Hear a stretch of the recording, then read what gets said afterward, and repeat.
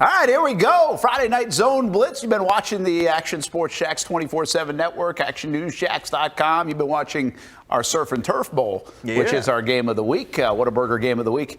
And Tocoi, maybe a little bit of a surprise there with Beachside. But we got a big second half coming up. Brent Martineau, Stuart Weber. You know what they say, Brent? With these long-standing historic rivalries, you just throw the records out the window. All 5 years of it? Yeah, 4. 4 years. Of course, Beachside. At least they got a graduating class. That's right. Has only been open for 4 years. Tocoi for 5. So they're the elder statesmen in this rivalry. But yeah, 10-7. We got ourselves a dandy. We love to see that. We love it. So take a look. That's in the top left there at halftime.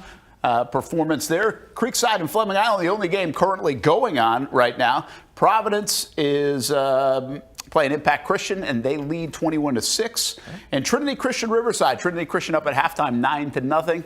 We'll see how that goes in the second half. A couple of teams that really are sitting on one win each, but they've played very difficult schedules, and we really don't know a whole heck of a lot about them. But they're both trying to get a win. So that's some of the early story. What do we have on the scoreboard over there? Orange Park looks like they're putting it on West Side at White up on Atlantic Coast. Yeah, Mandarin leading 20-0 down in Rockledge. So keeping an eye on that one. Camden County down 10-0 to Richmond Hill. As they're coming off their first loss of the season, looking to bounce back. Brunswick down by 1, so that's a little Southeast Georgia update for you. Bradford up 20-0 against Palatka. And Columbia, 14-0 on Manatee. Manatee's a good team, so that is a surprise. Also, I am surprised that their mascot is not the Manatees. Yes, you were complaining about that. Or like the Sea Cows. Something like it. Instead, the Hurricanes. The Hurricanes. At least it's something like in the ocean. Yeah, I guess. Got that going for you. Yeah. Mike Burrish likes that. Bad. Yes. Hey, rain a little bit of a factor. Speaking of the weather, out there tonight, kind of off and on, depending on where you're at. And so a little soggy on a Friday. We've had really good weather overall. I don't think it's a wipeout in terms of the water, but still not pretty at all places. Let's just say that. Yeah, I bailed. I didn't go to a game. I just said I'm going to stay at the station and get some stuff done. Unbelievable. Instead. I felt like we had enough. We had enough on the docket. And, so I added a couple streaming games. Called old age complacency right there, people. I will say I went and 5 years ago, he would not have done that. I did go shoot about married kid hour and a half of Furyk and Friends golf tournament today. There we go. Which was not originally on the schedule. So I got my steps. I got my steps and shooting in for the day there. Does that take your kid to work day? No. Did Piper come out for that? No, Courtney did. Wife was there. I figured you'd stroll around at the golf course. It was an idea, but with the weather being a question mark, that's not we fun. didn't want to mess with that. All right. I did see quite a few people with strollers and babies out there, though. Maybe yes. Coach Kevin Sullivan's been pushing the stroller around. He's got a new grandchild as of just I think about a month or so ago, maybe 6 weeks ago. How is it, Grandpa? Yeah, no pushing the stroller this week. Next week, probably, though. What do they call you again? Papa? Pappy. Big Pappy. Yep. Big Pappy, baby. That's for sure. I'm going to have to get you a jersey or something like that. That might be good. How we doing, Sully? Man, doing good. It's been raining like crazy down here, though. Oh, has it down in Flagler? I was with your buddy Marty Lee earlier tonight at First Coast. He says hello, and that's kind of an interesting week in high school football. Let's be honest. Call a spade here. It's not a blockbuster week in high school football. It's not. There was over 20 local teams on their bye week. So that out of our 70 or so that we cover, 20 of them had the bye. Which makes some sense, right? We're in week 7, of the season. So that makes some sense. But that doesn't mean we don't have good games. Looks like we got a good game of the week. Yeah, we got some competitive ones. Looks like Fleming Island just tied it up against Creekside with a field goal late in the first half of that one. So we're 13 apiece. Golden Eagles and the Knights. That'll be one that we'll enjoy watching down the stretch. We got some band performances going on. Yeah, we got a halftime that's probably going to be a little long because I think it's it's senior night, maybe not homecoming at Beachside. So we'll see how long. We're at that time of year where halftimes are unpredictable. because you got so many homecomings and senior nights and things that just take forever. But, Coach, we got the highlights that we'll check out here in a little bit as we get going. We'll also have 8:30 Donovan Maslin scheduled to join us from Rains. They're obviously what we think is the best team in the area. Rains Ribault tomorrow. Mike Hunter will join us in the 9 o'clock hour to talk about that game tomorrow afternoon, 2 o'clock. This one's at Ribault at the new school. First ever on the new turf there. Hey, Sully, you ever go to that game? Yeah, I went early on, probably 99, 2000, a long time ago. You know, they used to play it on Friday, and then they moved it to Saturday. Yeah, so it's been some good competitive games. Not really lately. There haven't been too many, but there were some good games in the early 2000s. Oh, yeah. Well, even when I first got here, I mean, a lot of good games. I think as of late, you're right. I mean, Rains has just had the upper hand, Ribault trying to figure things out. But it's a cool game, the pageantry around that game.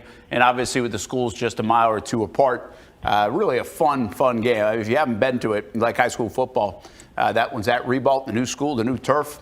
And a good game. What are you watching over here? I was watching the Creekside on that kickoff return. Guy got blasted, absolutely blasted. So probably adding 15 yards. Takes him on the Fleming Island side of the field, maybe to about the 45. I don't know, with less than 15 seconds to go, I think it was. I don't think they have a chance to really do much, but who knows? Maybe you pick up 20 yards and go kick a 50-yarder, right? It's like NFL these days, all you got to do is get it to 50 yards away, and you're kicking field goals. A little different in high school. I think the Knights have a pretty good kicker, so we'll see. And it looks like it's homecoming there, or maybe senior night there at Creekside as well. The balloon arch artists are really profiting this time of year. This is their time to shine. It is a very good, profitable business, probably. Sully, this has always been a fun one since we've been doing this kind of coverage, hasn't it? Creekside and Fleming Island, we've had some unbelievable games in the second half of this one. So it's 13-13 now. Maybe we get another good one tonight. Yeah, and again, Creekside sort of getting a little better and got their young kids playing a little bit. And Fleming Island, they've done a good job with the transition late with Coach Mack taking over. But, that's going to be a fun one as it goes to the wire in the second half. It's interesting to, as you take a look here, as Creekside, look, they go up top here. They got an opportunity now, and looks like the receiver is starting to fall. The flag. Boy, somebody threw that way up in the air. Or did that come from the crowd? I thought the receiver kind of fell down. Hard to tell through the tents, though. It's interesting because I think you could take a look at Jackson Earl from Creekside and maybe put him in the Player of the Year conversation, even though Creekside's not one of the top teams in the area. He's playing both sides of the ball. He's been an impact on offense, an impact on special teams, an impact back there in the secondary. We start to think of those kind of things, and we got a lot of good players in the area. He's been a really good one, and really the key, kind of carrying Creekside at times, it seems like, Coach. Yeah, and with all their young kids, I mean, he's sort of trying to be the guy to be the leader and everything. And, they've played better and done some really good things on both sides of the ball. But, again, they're going to play good people week in and week out, too. So they're learning on the fly, so I expect them to be a little better in the second half. Yeah, we have a lot of respect for Coach Sean McIntyre, so we figure those guys will just keep getting better and better as they go. Rozzy Sperry is the sophomore quarterback. He's in there right now, right at your screen. That looked like I couldn't tell who was on the receiving end. What was it, number 9? Number 9, that was Garen Blaylock. He is a senior wide receiver, but as Coach has mentioned, they got a lot of young players, too, on this Creekside Knights team. And now we say hello to everybody who wants to watch Riverside and Trinity Christian here on the Friday Night Zone Blitz as we begin the second half with Trinity Christian up 9-0 and the football on the left side of your screen. Just a couple of seconds to go in the first half for Creekside against Fleming Island. Looks like Fleming just called the timeout late in the half. So they ran a kickoff in 2 plays. There were 17 seconds at all that. This is going to be the last play, and they must not be trying for a field goal. Right side, I said Riverside actually has the ball. I think I might have said Trinity. They're in the gray. Trinity is in the white tops. I have that right?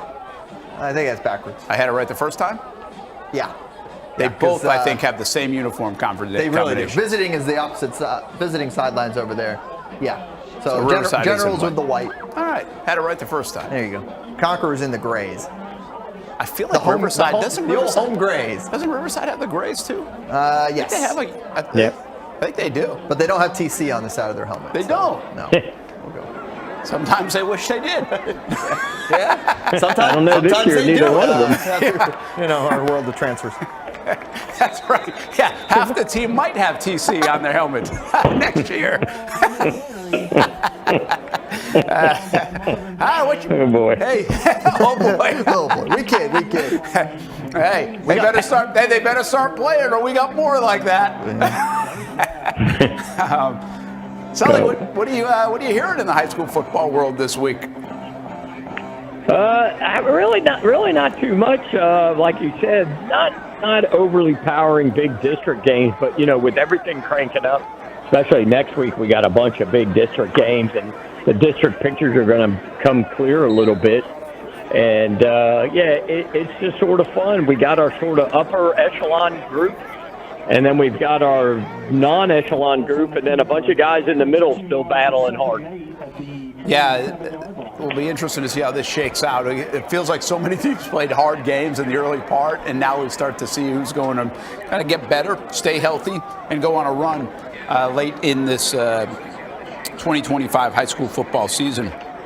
There was some news this week that was pretty interesting, and I'm sure you saw it, coming out of Nice High School. And it's still a little bit of a muddy situation right now where the FHSAA ruled and suspended one of the coaches at Nice, the defensive coordinator. And Brian, we do have the statement. If you want to pop it up, it's D34 in the rundown. Well, let's hold on. We'll wait till after this field goal. After the field goal attempt. So Creekside is trying. It looks like a long field goal here. From what, 50 maybe? Whoa! You get it? It's good. Wow! How about that? I think that was 50. Yeah. Who was it? What number was the kicker? Is that him right there? 82? 82. I get a name on that young man. 16-13 now. Creekside takes the lead, and they do something with that big penalty. I got Landon Mendez. All right, that's a heck of a boot right there. I think that was a 50-yarder for that young man for the Creekside Knights, as they're about to go into halftime. In fact, it looks like they're walking their way into halftime. So that was the first half with the Knights up 16-13. And then on the right-hand side, we got Trinity Christian leading 9-0 over Riverside. All right, so let's take a peek at this situation, Sully, where, again, Coach Robert Garth, he's the assistant coach, I think mostly in charge of the defense over there at Nice. Nice has had a great couple-year run. FHSAA suspending him for, we think, like recruiting type of violation is what the allegations are, or the reasoning. But then Nice came out with a statement this afternoon, and Colin Drass actually tweeted on top of this saying, I'm fully supported of Coach Garth. And it reads, at this time, we have appealed the FHSAA's ruling regarding assistant coach Robert Garth. The appeal hearing is scheduled for October 16th, so that's still a couple weeks away. We will respect the appeal process and will provide further comments once it is complete. We look forward to the opportunity to present the facts. Sully, when you have something like this, is coach allowed to coach the next couple of weeks, or does he have to sit out until that appeal? I think with them appealing, I think he'll sit out this week. And then I guess it's going to be the 16th, I read, October 16th, the appeal date. So he'll be off the sideline until that. Okay. But, I mean, from what I understand is there was some text messaging to a kid that was going to transfer, and he texted him like, hey, where are you transferring to? Yeah, and who knows? Like, what that might be what's a little surprising when we heard this story. And I don't know if this loses any luster or not. I mean, we're in the world of transfer. I mean, it's free agent Florida is what we call it. But what's surprising, like the kid apparently didn't end up at Nice. Right. And so is it a little surprising that this is a thing when he didn't even end up at the school? Yeah, I thought it was a little surprising from the beginning. I'm not going to say there's no shenanigans that go on. Oh, there are definitely shenanigans. That's really was my next question. I mean, but the somebody kid called didn't it in. go there. So by you texting a kid, hey, where are you going to transfer to? it didn't say, are you going to transfer to Nice? Come play with us, blah, blah, blah, blah.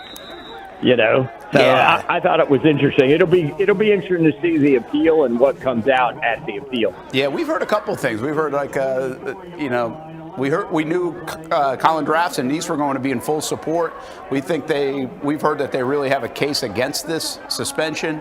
We also heard, like, the kid and his family support that nothing crazy happened. So we'll see how it all shakes out. But it is kind of interesting to me just that it never ended up. The student athlete didn't end up at the school.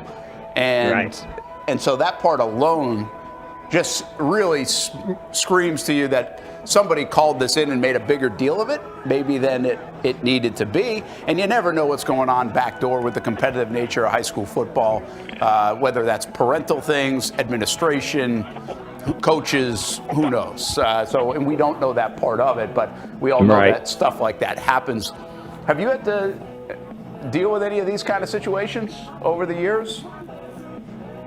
Yeah, you always deal with them. You always got to be careful, especially nowadays. You know, the parents start shopping their kids and they show up at your practice or in your weight room and everything like that.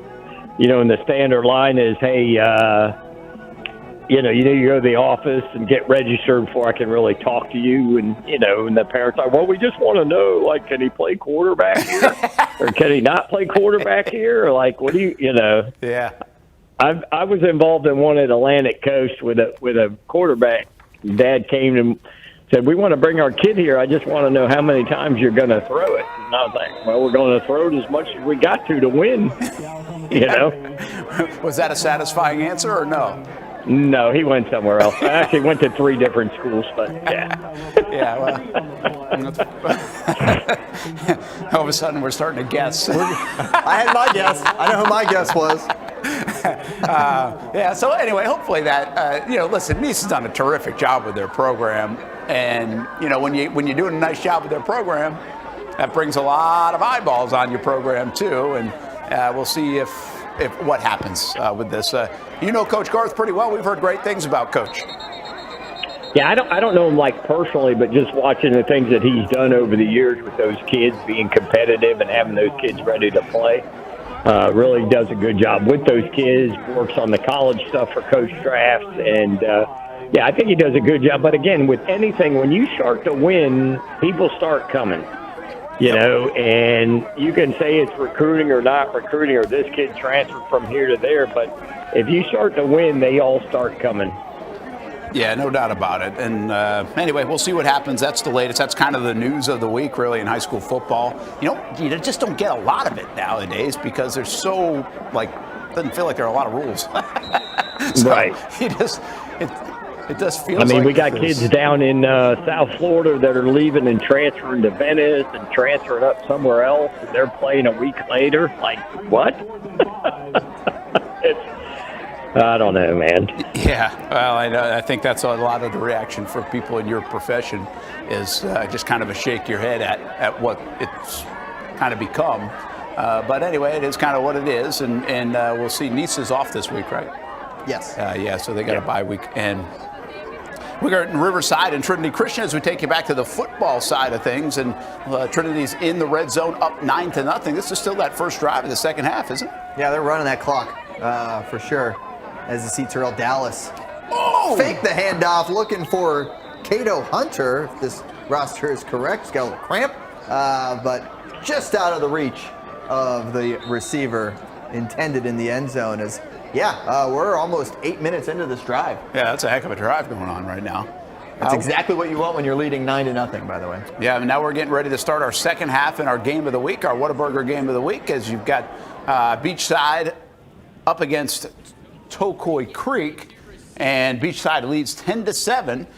Sully, maybe a little bit closer of an affair and low scoring of an affair than many would have predicted. Yeah, especially the way Beachside scores and puts points up on the board. Now, the weather may have been a little bit of a factor on the wet balls and everything, but we definitely thought that would be a shootout. Speaking of weather, look at that game added to the mix here. Sorry, Jason Hamby, who is our videographer for this one. That would be Providence playing host to Impact Christian in a downpour. And that's one of the closer ones to our station. We can hear it. We hear it raining on the roof here, so sorry, Hambone. Yeah, it's that kind of night. It kind of comes and goes. I don't know if it's been raining the whole time in Providence, but I guess, Coach, this is one of the times you really like the game being on turf, probably, right? Especially if you do the laundry at school. Yeah, without a doubt, and you're not wearing white. That's a big thing.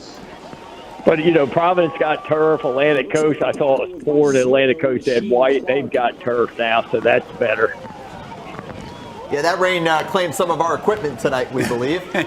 So we'll have to catch up on that one a little bit later on tonight on the Friday Night Blitz at 10:30. As you take a look at... We think this is 21-6, right? Providence with the ball, I believe so.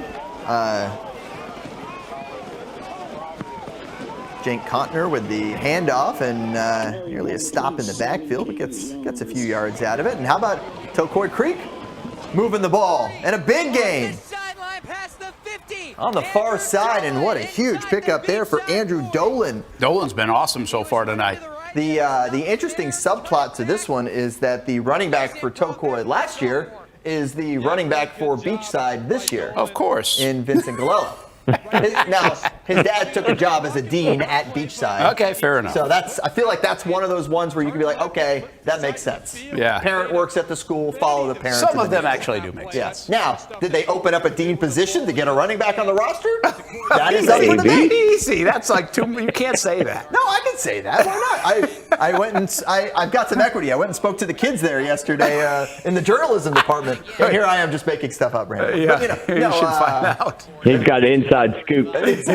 I do not. I clearly do not have an inside scoop on this one, but it was cool talking to the kids in the TV production class. That is good. I think Riverside, by the way, denied Trinity Christian. Yeah, there. they have the ball now. So that was a long drive, but no points. They stay in the game. Yep. It's a 9-0. It's a 2-score game. And so we've got Tocoi Creek down by 3. Just started the second half against Beachside. Obviously halftime over here, and then Providence in a downpour right now against Impact Christian. That's just hang on to the football and run the ball most likely for at least a bit. And we've got Riverside and Trinity. Riverside coming off their own doorstep. Oh, we got an interception. There we go. How about that? Who's the big fella? Oh! Still going. Trayvon Walker! Can they catch him? With the club. Oh, he got him! Tyler Richardson. Wow, that is a big time play. That was Tocoi, awesome. if they get that screen complete, he's got all the room in the world for Dolan to make something happen. But is that Beachside? Tocoi is a district game too, right? But number 44, I Tyler don't believe Richardson so. catches that ball. I think they're in different classifications. That was Tyler Richardson, not Trayvon Walker. I was gonna say he was blitzing Just on for that play. clarification. Just to clarify, Finds his eyes on the ball and Trayvon gets did the not pick. practice Wow. today. Tyler's for the wrist is Jacks. doing just fine. Trying to play on Monday Big night, major turning point but I was just of this making the football game. 44 comparison. There you go. That was a nice play. Did you see that, Sully? Yeah. That was good. He looked like he could. A running back. Different districts, by the way, Sully. Okay. See if they can cash it in. Oh, nice play. The aforementioned running back I was talking about just a minute or two ago. Boy, what a swing right there. Tocoi Creek was moving the ball, Dolan, and then they get a pick, and now they obviously have a chance, Beachside does, to go up by 2 scores, which could separate this thing. Again, the news on the Barracudas, they can really score it. I mean, their offense is prolific. We go back to the 530-yard day for Eddie Jordan just a couple of weeks ago. They hit 4 different 100-yard receivers in that game. So Tocoi, who's not been as good, is doing a nice job hanging in this game, as they do give up a touchdown, as I say that. But 17-7 if they can get the extra point in our whatever game Gallela, by the way. I know what is it? Gallela. Gallela. Make sure we're getting it right. Really good job by Beachside to place. All right, so nice job there. That was a big pick, and then they turn it into 6 as well.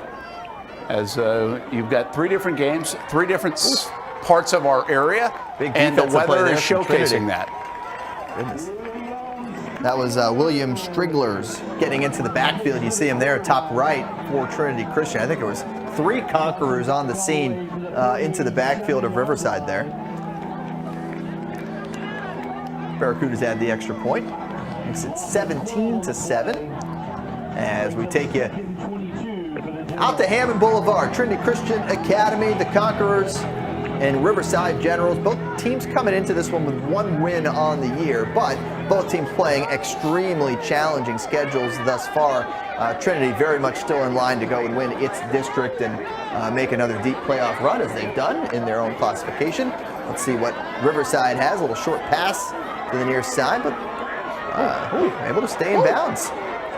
Well done by the receiver for Riverside. That's Demetris Hugger, who hugs the sideline nicely. Very good. Number 14, putting on a little show there. I don't think, Sully, this is that surprising to see a defensive game between these two. We've had them over the years, and I feel like they've been low scoring quite a bit.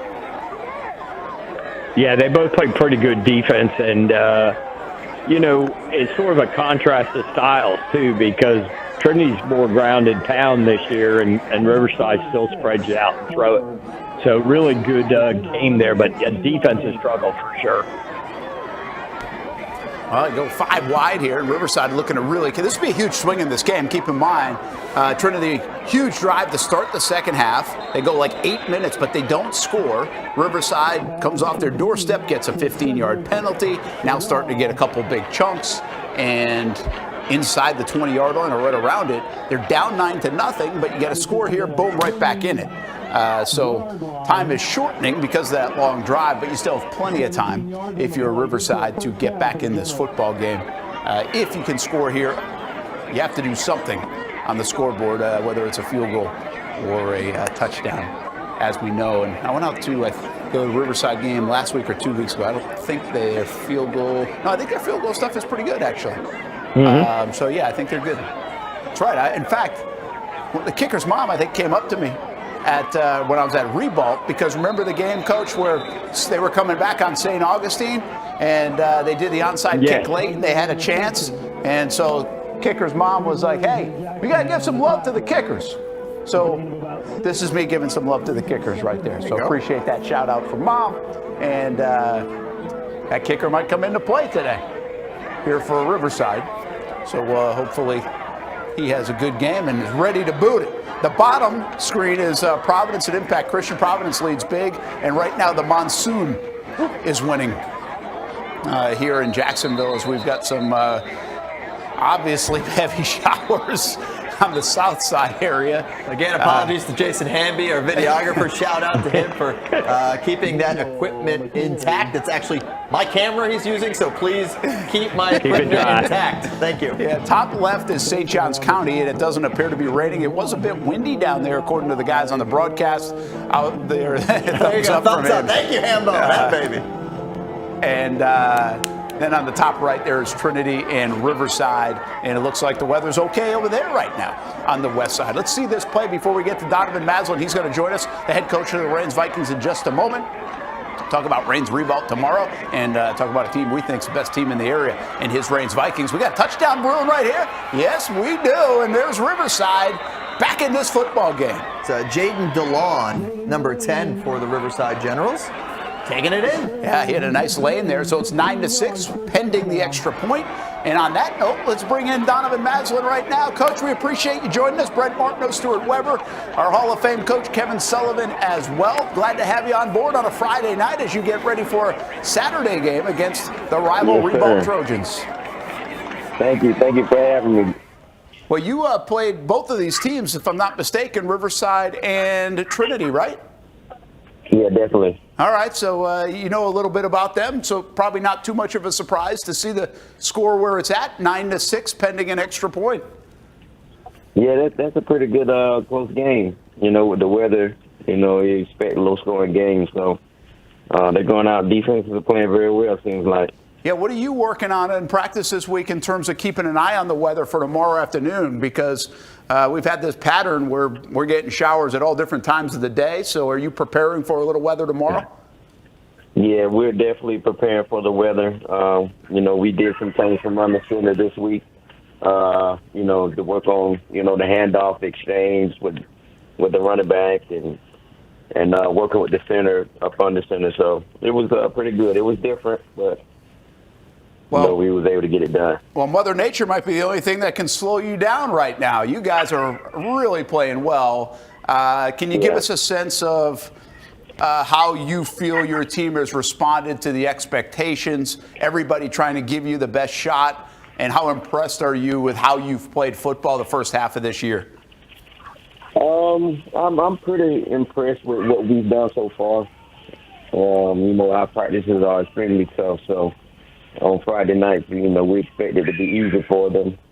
It's not a surprise how they come out because of how we prepare. They just buy in and lock in to what we want to do, and then just ultimately go out there and execute on Friday. So, just all three phases are playing really good football right now, so we want to keep it going. You obviously thought and knew you were pretty good, right? But did that game against Lake Mary showcase that you had maybe another gear and show how good you guys can be the way you dominated that one on the road? It did. I was a little uneasy with the 17 points in the first half. I really wanted more. We had some miscues on, some execution things offensively, but to score before halftime and then stop them on the 1 yard line right before halftime with 3 seconds left. And then I knew we could come out stronger. We made some adjustments defensively, and then, ultimately I told them we needed a second half explosion, and they came out and responded very well. So it was good against a 7A opponent that we really, really wanted that game. And they showed it. Yeah, that was impressive. I think the state noticed that one, not just us there in the area, but I think the state noticed that one. Let's bring in Sully. I think you guys can hear each other. Sully, you got something for Coach Maslin? Hey, Donovan, good job so far. Let everybody know, how you keeping everybody together and focused. I know the goal is to get back after what happened in the end of last year in the state championship game, but how do you keep the guys focused? I mean, they know Rebolt's record. They know Inglewood's record or whoever else you're playing. But how do you keep them focused on that? Because they know, any given time we step inside that rectangle, it can be easily flipped. We could be on the opposite end of those tight games. And this bye week that we had, we really, really focused on the small detailed things, and if they didn't do it, it was consequences. So, it wasn't we didn't let up because, we won a few games. We have to continue to press the issue, continue to work, continue to strive, and, want to strain them, to put them in uncomfortable situations so that we can be ready for the end of the season. And, they have a chip on their shoulders. In the offseason, they went in with that 40-0 on their minds, and, they prepared, and then they're just coming out each week and proving that they're elite team. Yeah, it's a lot of fun to coach that group of kids that you have, but you know how hard it is when they start reading the press clippings. So just keep it rolling and keep it going. Yeah, we I tell them all the time, we're not going to worry about the outside noise. We have to put our earmuffs on and just focus on what we need to focus on, and then ultimately, get inside that rectangle. That's where the games are decided. It's never decided on somebody telling you how good you are. You should win this game or win that game. It's always decided about what you're doing inside that rectangle. So, that's where our mind is right now, and it's going to stay that way.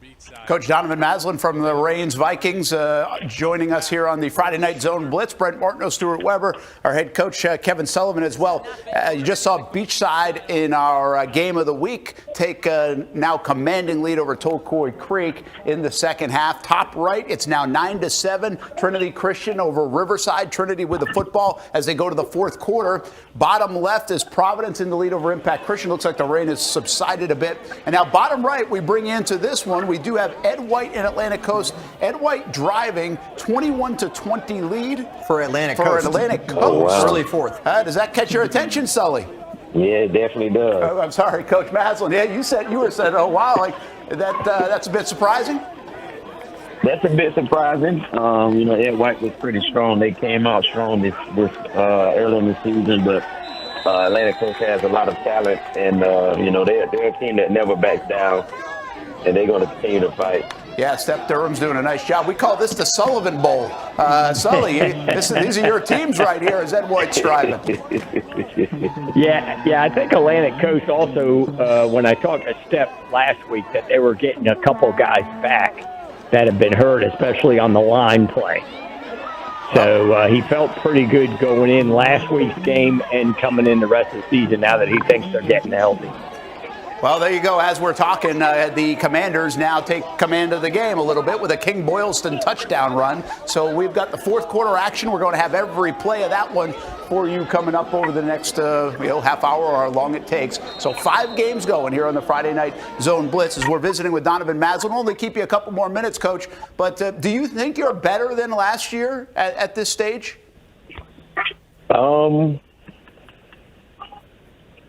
Hard to say.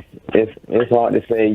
I would say this team is very versatile because, they're able to do a lot of different things. They can, stretch the field offensively with the speed, and then, ultimately being able to run the ball inside, outside with the 1-2 punch.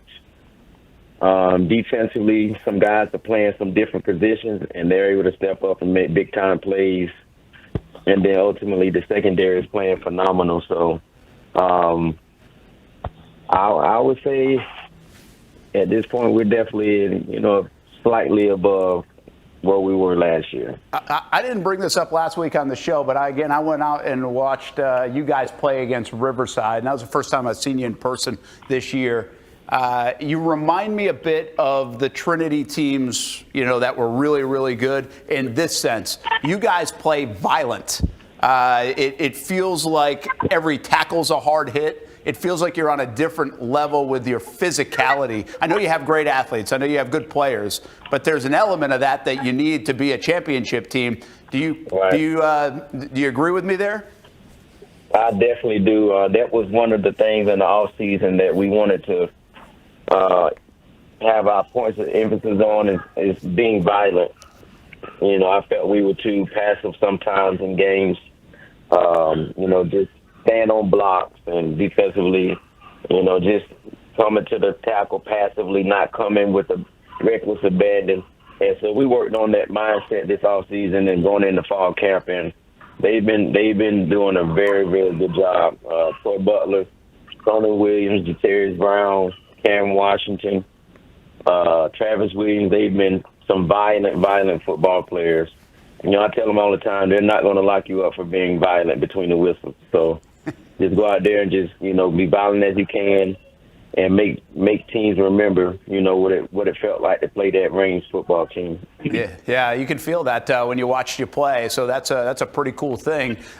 Your quarterback, TJ Cole, he's our reigning Friday Night Blitz Player of the Year, along with Jaguars Prep and our All-Prep Top 25 team. We don't usually give that award to juniors, Coach. He was unbelievable last year. How much better is he from a maturity standpoint? And just how much does he make your team go? He definitely makes it go. He's definitely, upped his game from the neck up. It's just understanding, pre-snap where I can go with the ball. That's one of the things we talked about in the offseason. Pre-snap reads, getting us in the right protection. We need to check out of a run and go into a pass or vice versa. He's able to do it, and he does it very well. So, he commands the offense. He just has those tangibles that you just can't teach, and he has it. Everybody wants to play with him and play for him. So they play hard around him, and he's going to give his all, no matter what's going on in the game. You're never out of the game when he's at quarterback. What's he doing next year? Is he already decided? No, he hasn't committed yet, but there are some schools who are highly interested: FAMU, Bethune, South Carolina State, to name a few. But whatever school gives him the opportunity to come show his talent, they won't be disappointed. Nah, he's a good football player. Yeah. Sully, hey, a little committed to the uncommitted, presented by Nimick Buick GMC. Sully, right there. I mean, he's the best player in the area. Maybe we got to get that guy to some more offers. Definitely. Yeah, he's such a good player and a good leader, especially what he's done. They'll be crazy not to take a chance on him and offer that kid FCS or lower, even lower one, just because of the things he can do with the ball and his leadership. Yeah, and he's played a lot of football now, too. You know, the thing is, it's the height situation, but Yeah. I'm willing to take the risk if I'm a collegiate coach. Absolutely. You know, I would like to keep my job, and the only way I keep my job is quarterback and put up points. Yeah, well said, well said. All right, Donovan Maslin, let's let you go. But before we do that, give us a sense how big of a game this is tomorrow with Ribault. You guys look like the better team, but how the pageantry, the atmosphere, what's it mean? But the school's a couple miles apart. Give everybody a sense of that if they've never been. Well, it's definitely playoff implications. If we want to, you know, make this run, we have to win this game because it is a district game. But, you know, we have the parade at 8 o'clock in the morning, starting at the shops of Sherwood, and then, you know, ultimately the game is at 2 o'clock. You'll have people tailgating in the neighborhood, you know, around the area, just having a great time. And then 2 o'clock, you're going to see two teams battle it out, to become 1-0 in the district. So it's going to be a great matchup between both schools. Well, good luck, and good luck the rest of the way. Sit back tonight, enjoy a little of the Friday Night Zone Blitz. We'll show you all the plays from 5 different games here tonight. Yes, sir. Appreciate you. Thank you for having me on. You bet. Thank you. Good luck, buddy. Thank you. That's Donovan Maslin. What a job he's done, Sully, right? I mean, you think of the job Duran Wiley did to get Reigns kind of back to where they wanted to be, and then you got to replace Duran Wiley, and Donovan Maslin does it, and he's done it in an excellent way, hasn't he? Yeah, you know, being an alumni of the school, and so he knows about the tradition and the expectation, and just done a really good job at getting his guys playing week in, week out against lower competition, against good competition. Yeah, it's going to be fun watching them in St. Augustine and Bowles making that deep run this year. Yeah, we appreciate Coach taking some time. I mean, listen, hands down, we think they're the best team in the area. They're one of the best teams in the state, and we can say that. How good will they win a state championship? Who knows? But they certainly have some of the ingredients and then, of course, the pedigree to certainly give it a run. All right, let's get you up to date on some of our games here. We got streaming top left. Beachside has started to pull away 31-7 now. That happened quick. In favor of the Barracudas. Remember, that was a 10-7 game at the half. Fleming Island, Eric Gentry has just scored moments ago. You saw it here on the Action Sports Jax 24/7 network to take the lead. It is 20-16 now as Creekside will look to answer. That is top middle, and we're right inside the 10 for Trinity Christian, who leads 9-7 as we jump into this one. They are now in the fourth quarter of that matchup, so Trinity Christian up by 2, looking to stretch it back out to a 2-possession game. Bottom left, Providence and Impact Christian. We'll get you an update on that score in just a moment. And then bottom right, Ed White has gone ahead by 7, so it's 28-21 now with 5:18 to play. Atlantic Coast just had to punt it, and Ed White now inside the 25-yard line, so a chance for them to make it a 2-score game as well. Commanders looking to put this thing away, Brent. Yeah, this was interesting because we had Coach Maslin on, and when he heard the score, he's like, whoa, yeah, right? And Sully, I think he thought a little bit the same thing. So heck of an effort by Atlantic Coast, but the good teams will find a way like Ed White. Yep. And Ed White, we watched last week. That was a disappointing loss to Merritt Island. So this would be a big bounce-back game to get on the winning side, Sully.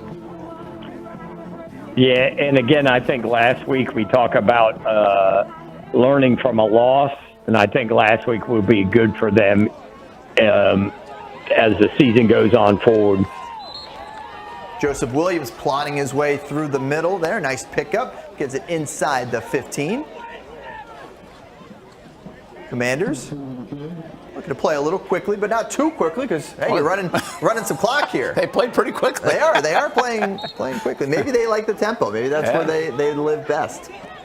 Meanwhile, we got Trinity Christian on the top right there. They got a chance to go in. This is a huge stop potentially for Riverside to keep it a 1-score game. We'll see if Trinity kicks field goals or not. But 9-7 is the score in that top right. And meanwhile, Ed White has a chance to put it away, and it looks like they might. That's Rontrez Lloyd into the end zone for I think he just counted. Commanders. He might have 3 of those today. I think if I saw him count, if I saw it correctly.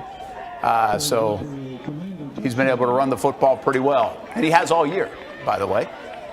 So, doesn't Patterson used to wear number 5? Yeah. I think so. That 5's done pretty well at Ed White High School over the years. All right, back up top, I think the best game to keep an eye on right now is that top right in Trinity trying to score. Riverside trying to keep them out. And we got a rugby scrum. Yeah. And Riverside wins it at least for now. Down by 2 points in the fourth quarter. Oh, we got some drama. I like the drama. I like a little fourth Gotta have quarter, drama. 2-point game. Some cutback. I'm watching. We're watching a bunch of games here. Nice big pickup there for the Providence Stallions in that game. We'll jump to that in a little bit. It's 21-6 still Providence. 2 minutes left in the third quarter of that one. And the your rain time is update. Rain has stopped. It looks Rain like. has stopped. So I don't know what down this one is, but here's Trinity. Oh, and a slip. The slip. Oh, was that fourth down or was that third down? I don't think I see them celebrating, so I'm assuming it was third down. The wet turf gets them. So that went down to the 4-yard line. Yeah. Might be kicking here. Yeah, did the kicker just come in? Or?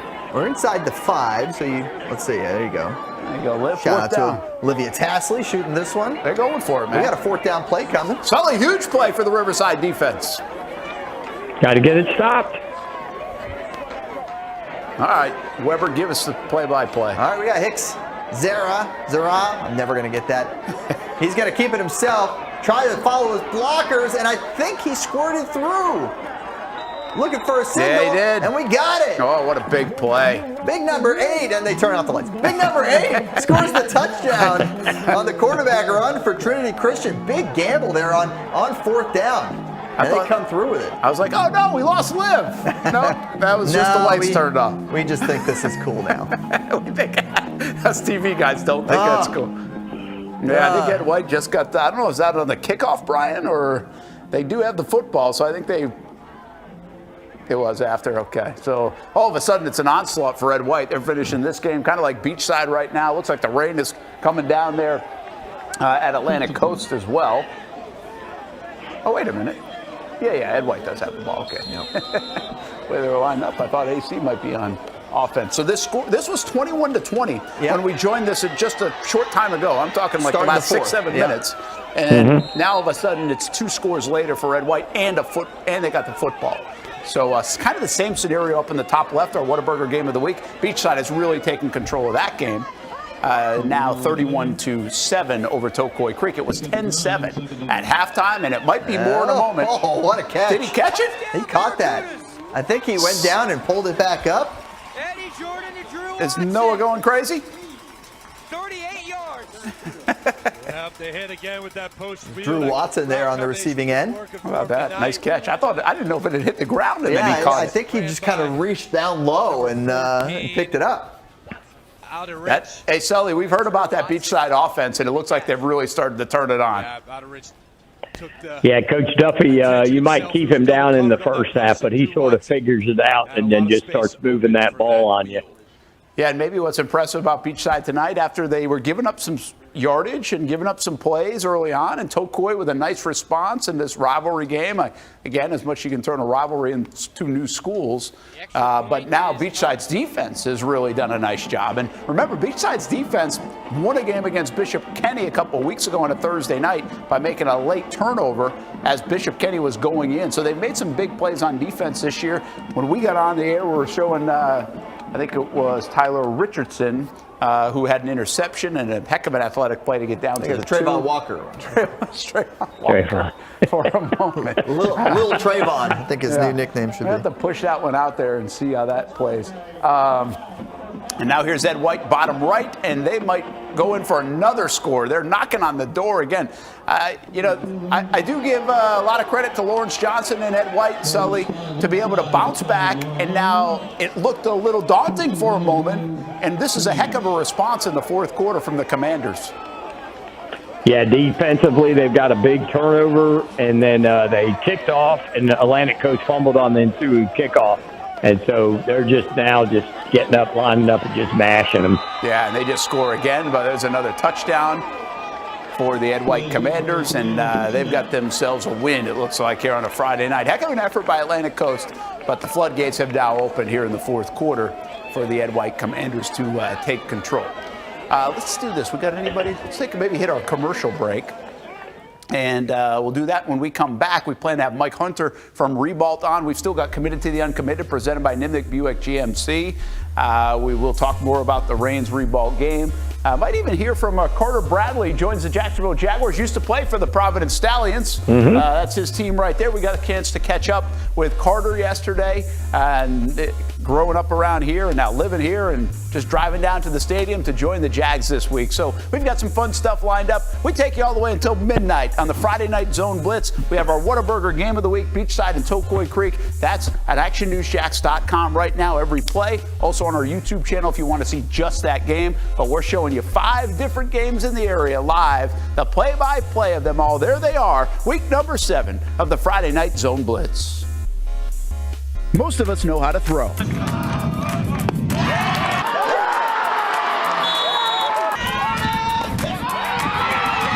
But you need to know what to throw. I'm not talking about footballs, baseballs, softballs. We're talking about those items you need to recycle.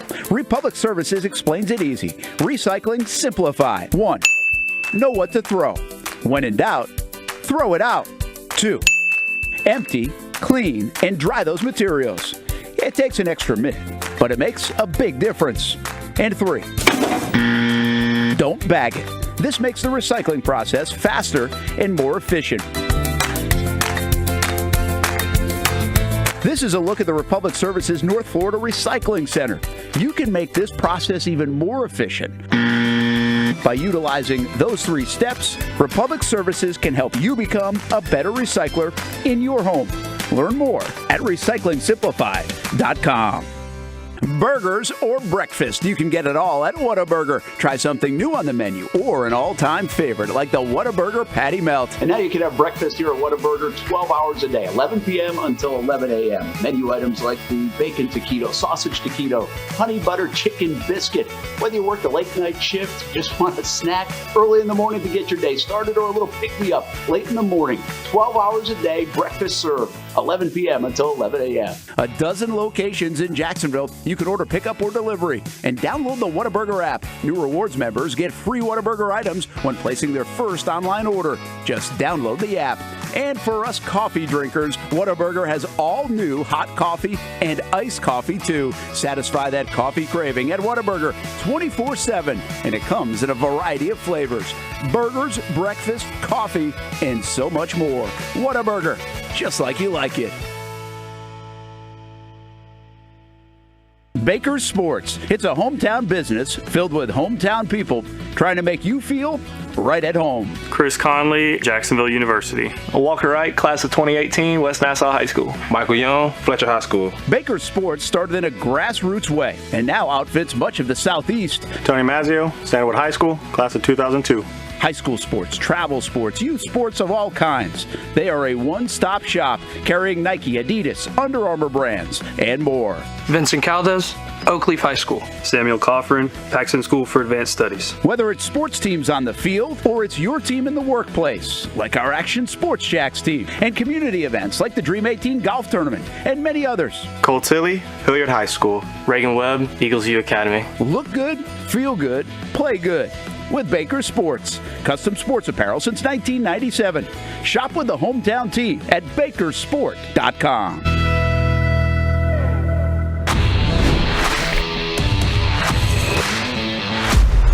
Well, there you're taking a look at 5 different games we've got showing you. Top left, our Whataburger Game of the Week. Beachside in control. We're going to catch up on some highlights in a moment. Creekside gets the ball back for the middle top of our screen. Fleming Island in the lead, 22-16 in the second half, third quarter of that one. Trinity Christian and Riverside top right. Trinity just scored to go ahead by 2 scores. So Riverside in the fourth quarter needs to score, and somewhat in a hurry, so they can also try to get the ball back. Bottom left, that's Trinity Christian, that's Providence and Impact Christian. Providence in the lead. It looks like they're driving as well. Bottom right, Ed White has really taken command of this game. When we joined it, it was 21-20 just a short time ago. Looks like we might have a touchdown in the Providence game. Just tripped up at the 5-yard line. But now Ed White just scored again. So if my calculation is right, it's probably like 42-21. or something like that, 41-21, or it was 21-20 when we joined it. So did we just have a big highlight in the Fleming game? And we might have. I think we might have just had a turnover in the Fleming Island game as well. And the Golden Eagles get it on the Creekside side. So pay attention to that one, because that's always a dandy, usually in the second half over the years. And we'll see what happens. All right, so let's do this. Let's catch up on a couple of highlights. And we can begin with the Ed White latest score to make a commanding lead and probably put this game away. And it came on defense. The pass and the pick. And then the run back. Get out of my way. That's number 1, Julian Holt, the senior safety. He gets in there, and that's the latest score for the Ed White Commanders as they comfortably lead now over Atlantic Coast. We're going to get to a couple other highlights in Beachside included, but as we catch you up in the 9 o'clock hour, now 48-21, Ed White is in the lead there. Bishop Kenny cruising over Rickards 56-7. Riverside and Trinity actually has 16 points now, either 15 or 16. Looks like we just got a touchdown for Providence. So Providence extending their cushion. Now they are more than comfortably ahead of Impact Christian. A couple other scores. Mandarin, if you keep an eye on them, they're beating Rockledge 38-3. And Columbia over Manatee 14-0. Richmond Hill over Camden 17-7. Bradford shutting out Palatka 23-0 as of right now. All right, Brian, if we can, let's make sure nobody's going to score here in the next minute or two. Why don't we take a look at the Beachside Barracudas? And I know we have an interception and a couple of touchdowns. We can catch everybody up on some of the highlights from over the last half hour or so in our Whataburger Game of the Week. And this really started to turn the tides. That is Tyler Richardson, and watch this athletic play. Shakes that tackle, and I thought he was getting in. But a heck of an effort, by the way, and give credit to Christian Piotrowski. He is able to chase him down. That's a really nice play by big number 44. And this was a close game, and this play right here really shifted. It was 10-7, Tocoi driving, and now Beachside would cash that turnover in. Let's show you that as the Barracudas were able to get on the board, and then another one shortly later. So this made it 24 as Vincent Galella gets in there. That's at least a couple of scores for him. And Galella made it 24-7. So we got one more to show you because, by the way, it's now 38-7. Jordan. And this is Eddie Jordan up top, and nice job concentration-wise for Drew Watson to be able to pull that in. I now see what happened there. He kind of almost lost it and then still was able to corral it. Watch the back end of this one. Downfield. Woo! Able to get it. So 38-7 now. Beachside in control in our Whataburger Game of the Week. By the way, you can listen and watch every play of that one in the conclusion, actionnewsjacks.com, and also on our YouTube channel as well. So I think the big games we're keeping. Go ahead, Sully. Sorry.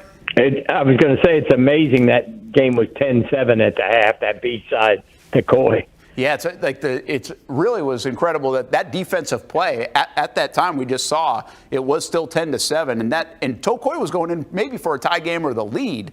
Right. And that thing just opened up the floodgates. Top right here, we've got Trinity and Riverside. And, hey, we got a touchdown right there. And the Generals now are right back in this thing late in the game. We got a little party in the end zone, as well as that was Demetrius Hugger. Once again, we saw a highlight from him a little bit earlier. And Demetrius Hugger is now in the end zone to make this a one-score game. We're going to hopefully get a shot. Hopefully Olivia can give us a shot of the scoreboard in a moment. Look at Oliv. Should be 16-14, right? It's 15-13, Coach. So obviously the extra point or two-point conversion was missed by Trinity. 2:53 to go in the game. It looks like if the scoreboard's correct, Riverside has 2 timeouts. So this is going to be a fun one to watch. It doesn't really matter if you go for 1 or 2 here, right? It's 15-13. Oh, 15-13. Not my bad. What am I thinking? They got to go for 2. I was thinking 16 as well. So we got a chance to tie it. I got 16 in my mind. Hey, Coach, it does matter if you go for 2 here. I think so. So here we go. Here's for a tie game, and the defense makes a heck of a play. Heck of a play by Trinity. They don't even get it to the end zone on a kind of a slow developing play, but that's Jacob Weldon, the linebacker, makes the play of the game as of now. As it's now 15-13, and now I'll reset it like what they're going to have to do. You can try an onside kick. You can kick it deep. 2 timeouts if the board is right. 2:53. So there is time for this. But obviously, that's a heck of a play on the 2-point conversion, or we would have been all knotted up.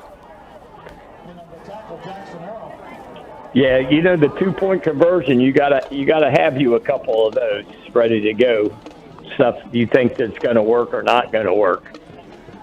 Yeah, I don't know what they were trying to do there, if it got kind of snuffed out right away, but obviously they didn't have their blocking scheme aligned, and QB really didn't have much place to go.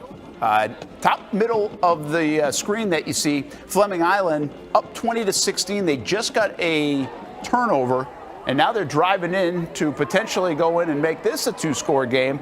Creekside keeps them away, at least for now, but Fleming Island looking to take control of this game in the third quarter with 2 minutes to go, up 20-16. So a lot of football to still be played there, but this becomes a critical down as it's now 4th down and 1, I think. We'll see. I don't know if it's 4th and goal or 4th and 1, or maybe it's 1st and goal. They might have got a first down there. Scoreboard's not keeping up with the action. Don't believe it. Who's at that one? Our man DR's out down there at St. Johns County. And so now we've got a 4th. Oh, boy, I think they just got the onside kick. Now we got refs talking, but I think Riverside might have just got the onside kick. It's not good if the refs are talking. Yeah, those are. Yeah.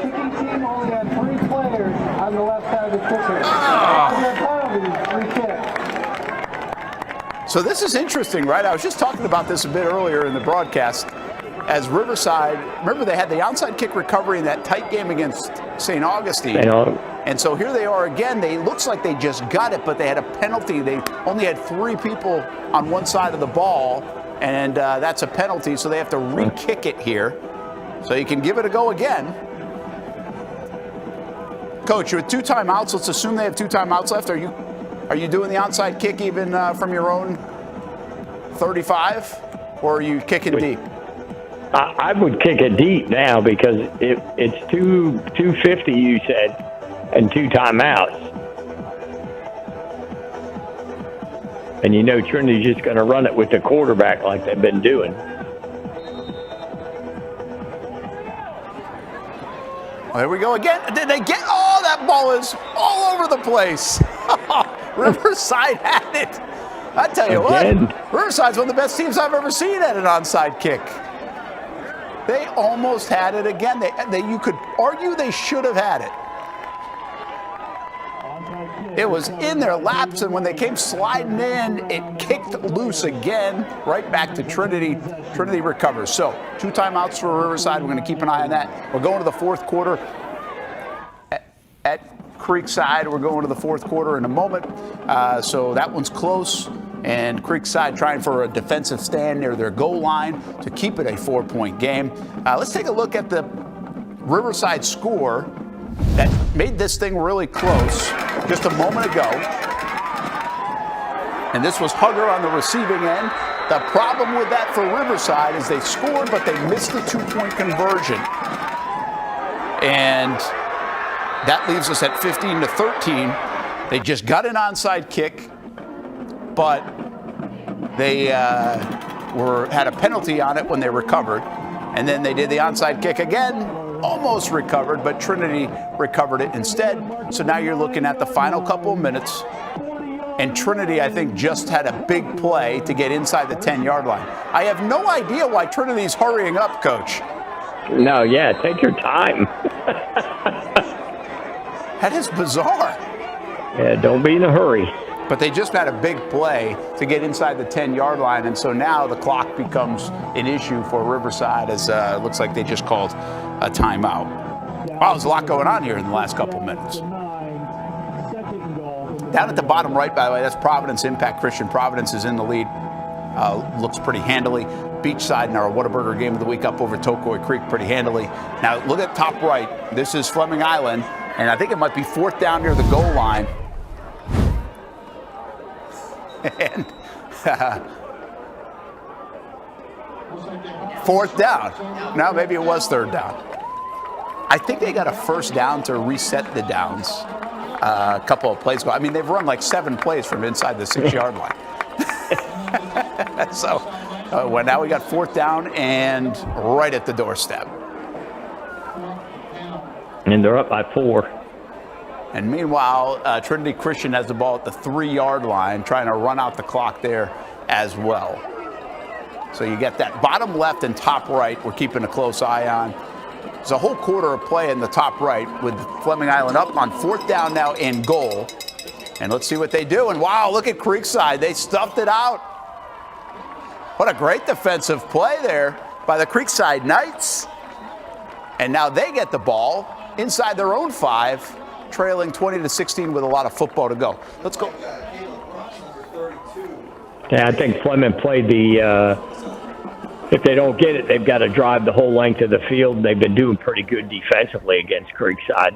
So that might have been the thinking going for it instead of kicking the field goal. Yeah, and I don't blame them for going. I mean, that thing was right on the doorstep. I would have gone for it too, I think.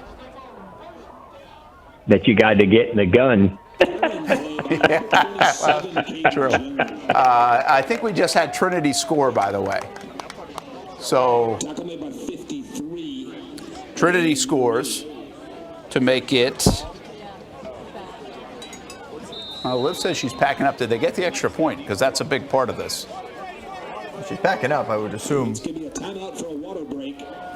They're in good shape. Trinity scored, but I don't know if they kicked the extra point. That would make it a 9-point game, and the game would be over. Mm-hmm. Yeah, 22-13. Yeah, they did. Minute 44 to go. All right, so that game's over. Pack up, Liv. There's Providence up 27-6, halfway through the 4th.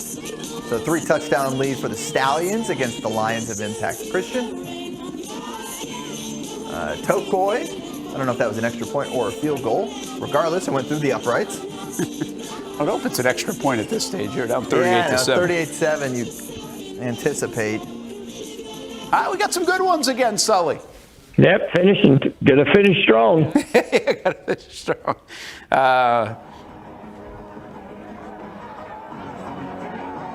Good. It's interesting though with the Trinity and Riverside, how close Riverside was to get the onside kick both times. I know it. Boy, that game could have been a lot different. First of all, they had a 2-point conversion. Then they recovered the onside kick.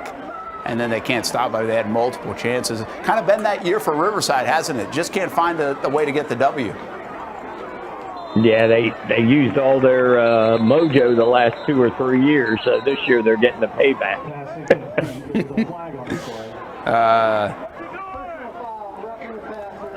All right, so now we keep an eye. I think the game really to keep an eye on here is Creekside and Fleming Island. 20-16, 4th quarter. Creekside has the ball on their own end, and they're going to go Wildcat. Looks like I'm assuming that's Jackson Earl out of the Wildcat. I was hoping we get a Derrick Henry 99-yard touchdown there, yeah, you know? So was he. So was his dad. So was Creekside. But yeah, they'll give a little breathing room here, and that's what they're going to have to put together a heck of a drive. They've got the potential on offense, but stymied a bit by Fleming Island's defense so far tonight. It's been an up and down the year for both of these teams, really, trying to figure it out under Tom McPherson for his first year at Fleming. And, of course, Sean McIntyre has built a nice program at Creekside, and there goes Earl again. It might not be 99, but that might go for about 25 or 30. I'll take that without a doubt. Battle of the Macs, by the way, and both Macs that spell it with an A. Yeah, true. No. Yes. Does McIntyre see A? Sure does. Yeah, he both, is, isn't he? Both You're right. You're right. I was trying to think how I had it in my phone. I've had to type them out many times. and always question myself. By the way, Sean McIntyre's last name, I always have to Google and look it up. Because of the Y? Because of the Y and the A. There's an A and a Y and an I and an E. And he's got all the vowels covered, that's for sure. All right, we're going to have fun watching this. I've said it a couple of times. I mean, over the years when we've been doing this show, this game has been a barn burner. Why don't they have the zone blitz on that monitor underneath that tent? Can we get the show on the sideline for the boys? They might be doing that in our game of the week right now. Yeah, that's possible. That one's over.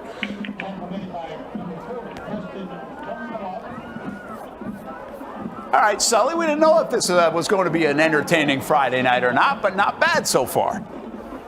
No, we've been fortunate every week to have some really good, entertaining games, especially late in the fourth. Oh, boy. Hey, guys, back there, I think we have Coach Hunter on the line, so if you could, we can get to Coach in a moment if you do have him. And maybe Coach is joining us right now. Coach Mike Hunter from Ribolt. Coach, how you doing? I'm doing all right, and you? Oh, we're doing pretty well, man. Just enjoying some high school football on a Friday night, on our Friday night zone blitz, watching a bunch of different games from around the area. What are you doing on the eve of Rains and Ribolt on a Saturday afternoon this week? I actually had to go pick my daughter up from cheerleading. Dad duty calls, right? I mean, yes. you can't do that a lot on Fridays, so that must be fun. Absolutely.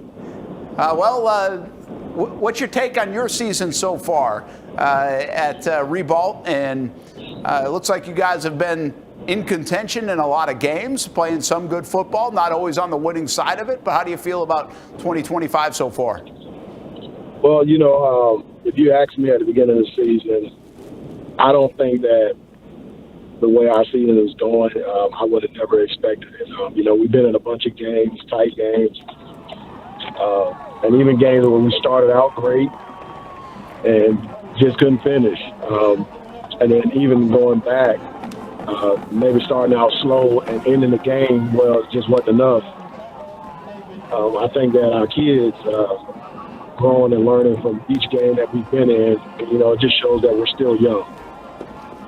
Yeah, and that makes sense. So how do you process all that? Obviously, it can be frustrating at times, right? But do you think you're building and ascending in the right way as you move this thing forward? Well, we take it week by week. We take it week by week, and that's how we're looking at this Rains and Ribolt game. We know that we have to play 4 quarters of football tomorrow. Mike Hunter with us from the Ribolt Trojans here live on the Friday Night Zone Blitz. Brent Martineau, Stuart Weber, Kevin Sullivan, our coach. And just to update people, we're watching live the Creekside Fleming Island game. We're watching a handful of games live. Creekside off their own doorstep, down 20-16. Now they're on the 1-yard line. So a chance to go 98, 99 yards and take the lead. And Jackson Earl, did they give it to him or not? Waiting for the signal. Looks like Fleming might have denied it for at least the time being. Sully, you have a couple of questions for Coach Hunter? Yeah. Hey, Mike, how you doing, bud? I'm doing all right.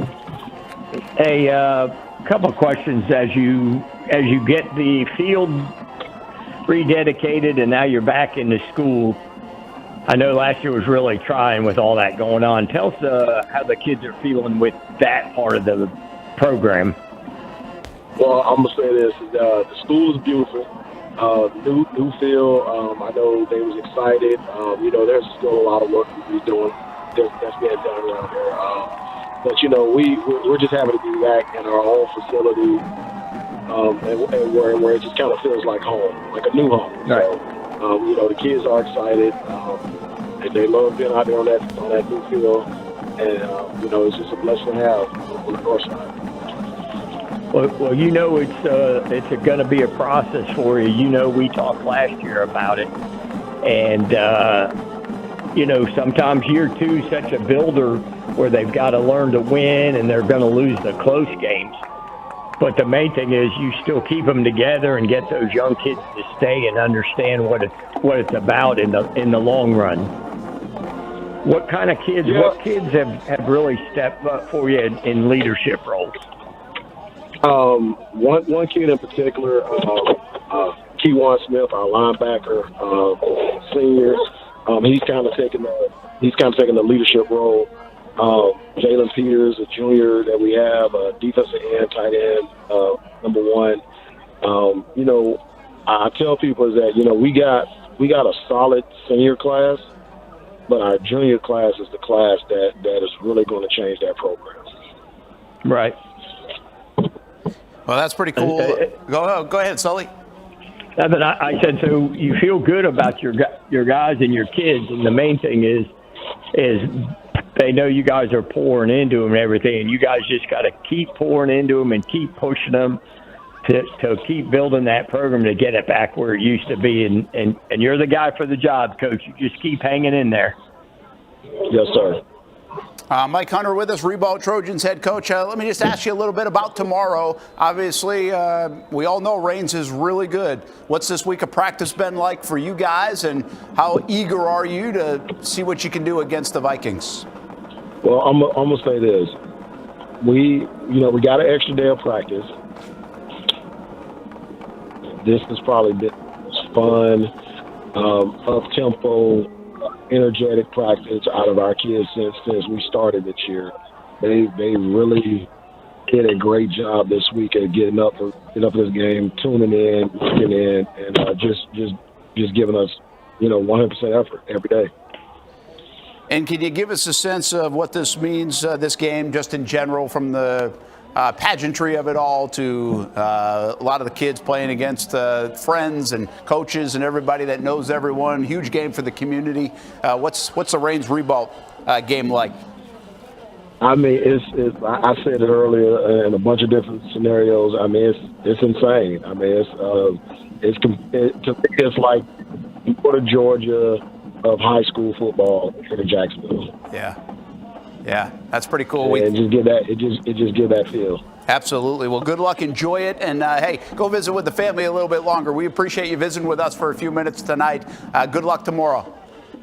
Yes, sir. Thank you. That's Mike Hunter, the Rebound Trojans head coach, and we appreciate his time. And they got a big one tomorrow against Raines, as it's Rebound and Raines tomorrow afternoon, 2 o'clock at Rebound. And now Beachside, we just see scores again. That's points number 44 added on the board with a pending extra point. So that offense did show up in the second half, Coach. Yeah, they've scored 34 in the second half after scoring 10 in the first. Yeah, pretty impressive. Meanwhile, on the other side, we've got Creekside and Fleming. Fleming got backed up after a return because of a penalty, and now it's 2nd and 13 at their own doorstep, and it's going to be 3rd and 13. This is a tricky spot to call plays, right? 6 minutes to go in the game. You're just relinquished the lead. You're down 23-20. You're backed up. You can't make a big mistake, but this also isn't the NFL where you got a punter that's going to boom it out of the end zone. Right. This is close your eyes kind of time if you're a coach for Fleming Island. Like, I don't know what you really can do other than maybe be aggressive and just hope it works out. Yeah, and don't turn it over down there. Yeah, exactly. I mean, you're afraid of so many things, aren't you? Yeah, that's one of those things where you're going to either take a chance and you've got a play that'll get you 14 or 15 or not, or you just don't throw it away and don't, because once you punt it, you still got a chance to 6 minutes left to stop them and drive the field. Well, there you see the big-time play. I mean, a quarterback hung in the pocket, and he hits Tristan Stevenson for a first down. It was 3rd and 13, and Tristan Stevenson makes a big play, and that really, at least for the time being, it shifts this football game. Brian Harris, the senior defensive lineman, was just about getting ready to sack Chaz Britton, the quarterback. Actually, Chaz isn't the quarterback. But he was close. The Oklahoma commit was close, and then they hung in the pocket and delivered a strike to Tristan Stevenson. So it's first down for Fleming. Under 6 minutes to play on their own end, down by 3. And now we're seeing some chunk yardage. That's Trace Burney for Fleming Island. He's been a really good player for out there in Clay County for a long time. And get him the football, good things happen. So this is pretty much the only game we've got left. Our Whataburger game of the week is all but done at 45-14. You can catch the tail end of that. We'll have reaction coming up on the Friday Night Blitz at 10:30. You can catch our game of the week, every play of it, each and every Friday. ActionNewsJax.com, our Action Sports Jacks platforms, including YouTube, as there's a water break right now in this Fleming Island and Creekside game. Catch you up on a couple of scores as we had some good ones here in the last hour. Really a lot of action to keep up with. West Nassau over Keystone. Richmond Hill taking a 17-point lead. Glenn over Evans 40-3. Columbia now 21-0. So good looking game for them. Let's see what else we got. Maybe something that sticks out we haven't told you about. Ridgeview over Kipbold City 20-0. Flagler Palm Coast over Fletcher. Fletcher's reeling a little bit now, Sully. Yes. Did you get a score on that FPC game? Yeah, 45-7, Flagler Palm Coast. Yeah, I think they're reeling a little bit. Last week they sort of got handled physically, and I know that coach has done a really nice job. And he's been under the weather the beginning of the week, so I don't know if that affected him anything. But that's a really big win for FPC. That gets them to 4-3. Yeah, Ed White, by the way, over Atlantic Coast. That was 21-20 Atlantic Coast, and then Ed White scored the final 28 points in the fourth quarter. So we see a big defensive play for Creekside in the Fleming Island game. Bishop Kenny beat Rickards 56-14. Nice win for them. Mandarin, Rockledge 38-10. Mandarin wins. Mandarin and Fletcher will be our game of the week next week here on the Action Sports Shacks family of channels, if you will. And again, we've been previewing, talked to both Coach Maslin and Coach Hunter. Rains Ribault tomorrow afternoon at 2 o'clock. So this becomes our lone game. We've still got Committed to the Uncommitted, presented by Nimnik Buick GMC. We've got a couple other things as well to get to here on the show tonight, but we're really going to take the last 5 minutes of this one. 23-20, Creekside in the lead over Fleming, and that's a nice catch, but it doesn't go for much as the clock continues to roll. 2 negative plays in a row now for Fleming, and it's third down and what looks to be like 17. Sully, they just came off their own goal line on a 3rd and 13. They're going to have to do it again. Yeah, get that ball to Trace Burney. Yeah, feels like Stevenson caught the big one for 13 yards, but Burney, always a guy to keep an eye on here, number 3. So keep an eye on number 2 and number 3. 2 looks like at the bottom of your screen, and I don't see 3. Where is he? There he is. He was in the backfield, I think. Backfield. So there you go. Oh, wow. They had a chance. Looked like a drop unless there was a hand in there. But that was a nice ball. And an opportunity for Fleming Island missed. So now it's 4th down and a bundle, and it looks like the punting unit is coming in for Fleming Island. There's still enough time to get a defensive stop, but things are going to get tight now for the Golden Eagles, down 23-20 against Creekside. Be a big win for both teams, whoever pulls it out, right? Yeah, most definitely. Most definitely big win for both. Like, you know, as far as what they're trying to do and getting the momentum heading in. Creekside's got Atlantic Coast to win the district next week. The winner of that wins the district. So this will be a good feather in their cap. That was a nice punt, by the way, by Fleming Island. Really nice kick to get the ball over midfield and to the 35-yard line. That's where Creekside will start this possession. Probably about 4 minutes to go in the game is what I figure. Here late, 23-20, Creekside in the lead. They obviously got to try to burn the rest of that clock out. Fleming 3-2 on the year. Creekside, I think, is 2-4. So this will be a big one. As Coach mentioned, got a big district game for Creekside coming up next week against Atlantic Coast, who looked good for 3 quarters tonight before the floodgates open for Ed White. Good start to this stand for Fleming Island as they get a tackle for a loss to bring up 2nd down and 11. You know, it's interesting right here, Sully. We know Creekside pretty well. You know Sean McIntyre pretty well. They've had to replace so much on offense. They've been going to Jackson Earl, who really is their safety. They run them out of the Wildcat pretty much that whole drive, that 98-yard drive. It felt like I saw him running out of it. There's not a lot to trust other than that, right, on offense for Creekside this season because they have so many new players. Yeah, and they're, you know, when you play a bunch of young kids, they're going to make mistakes, whether it's alignment or assignment or just not quite getting overpowered up front. So Coach has done a good job of trying to get Jackson Earl, sort of their go-to guy, involved and keep him involved to give them a chance. Yeah, at this stage, I think I'd bring him back in and just hand him the ball 3 times and see what he can do with it. But it's going to bring up a 3rd down and 8. Do you put the ball up in the air here if you're Creekside? No, unless it's something you get the quarterback out of the pocket, you know, where he's got a run pass option. I got you. Yeah, I mean, again, I can't tell, and maybe DR in a minute, once we get a break here, will give us a look at the clock. But you probably want to keep that clock moving. And yeah, definitely. 1st down, I could maybe win the football game, but a mistake could lose the football game. And they do keep it on the ground, and Fleming Island does a good job bottling it up. So that will bring up a punting situation for Creekside, and Fleming Island uses a timeout here.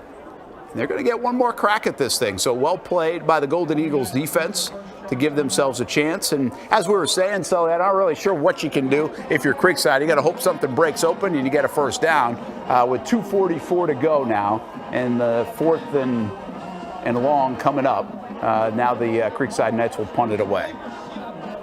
Yeah, punt it away, pin them, and make them drive the field. You've done a good job defensively tonight. So just punt, play field position, and put it on your defense. So the ball sits at the 47-yard line. And actually, more than that, right? 40. That's right about midfield. Mm-hmm. I thought they got the ball at the 35. They got it at the 45. So, yeah, they do have a good chance to pin them deep here. It's our final game of the night that we're keeping an eye on, play-by-play of. We've really had good fortune the last 4 weeks, I think, here on the Friday Night Zone Blitz. There have been some really good games right down to the wire, take you up until about 10 o'clock. This one will probably end a little sooner than that, but we've got the play-by-play of 5 games throughout the evening, and this is our final one, and it's Creekside up by 3, 23-20 with 2:44 to go in the game. Well, that punter seems like he's back a long way. He's not getting that thing blocked. He is way back there. Oh, my gosh, he got it blocked. Oh, no, he did my not. gosh, he got it blocked.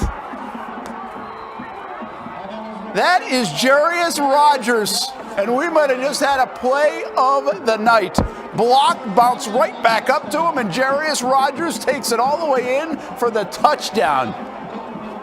Gotta love high school football. Unbelievable. We're about to jinx that young man, Brett.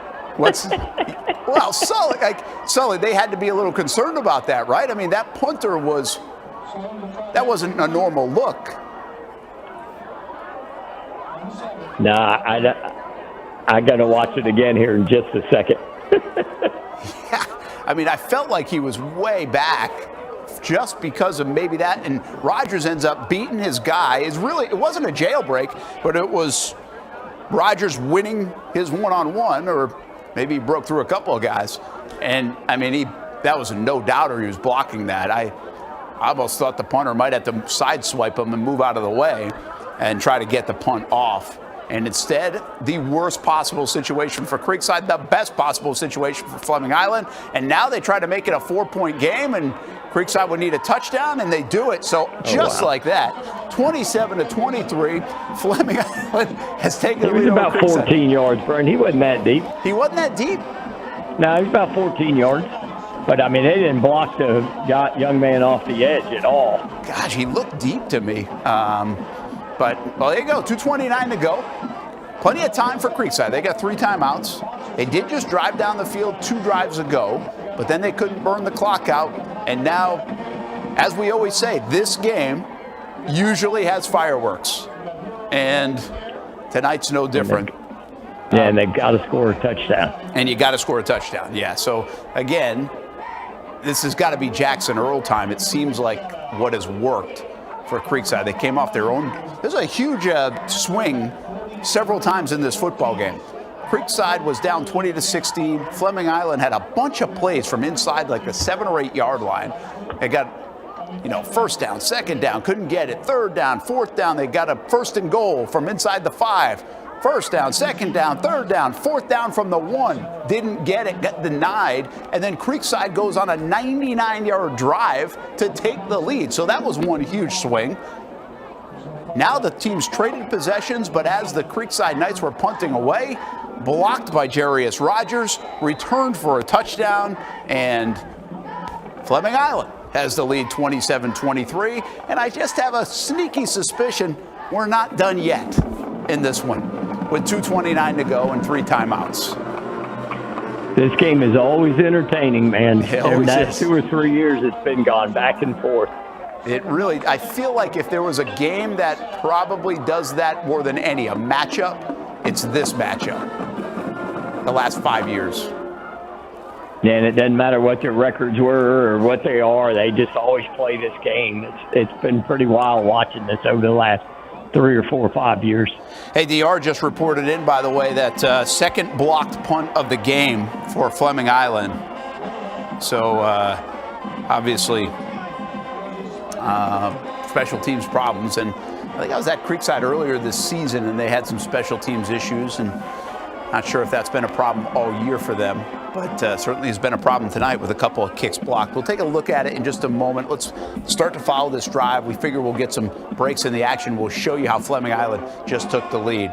Coming up in just a minute or two. Brett Martineau, Kevin Sullivan, Stuart Webb, our entire Action Sports Shack staff here on a Friday night. And did they just throw an interception?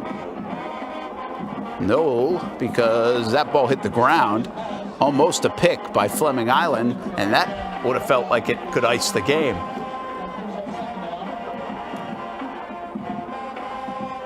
Gosh, it feels like the only thing, Sully, they can really do every time I see them doing anything is number one has the ball in his hand, and that's Jackson Earl, but he's not out on the field right now. That's probably unfair. Yeah, they're gonna have to dink and dunk it and move the ball and get first downs.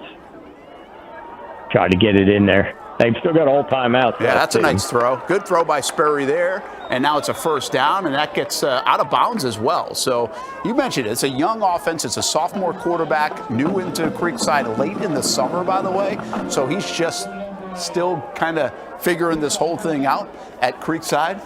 And they have young receivers, young offense, and even their older guys are not very experienced because they graduated most of their offense from a year ago. And now they get a big-time spot here, down by 4. They're going for it all here, and we're going to get a flag. We're going to get a flag, and we do get a flag, and hopefully that young man's okay for Creekside. He got hit pretty hard. Easiest call of the night right there by our officials. We had 3 flags down on that one. Now this is college football-esque more than NFL-esque, by the way. In high school, if you're just joining us, that's not a spot foul on the interference. Well, we have an injury again. Hopefully that young man's okay. They're taking a peek at him. Looks like he's getting up. Might get just the wind knocked out of him. Let's take a look at the blocked kick. And this is how we got to this stage. Fleming Island in the lead. This was just moments ago. And look at Jarius Rogers. Oh, boy, did he get in there.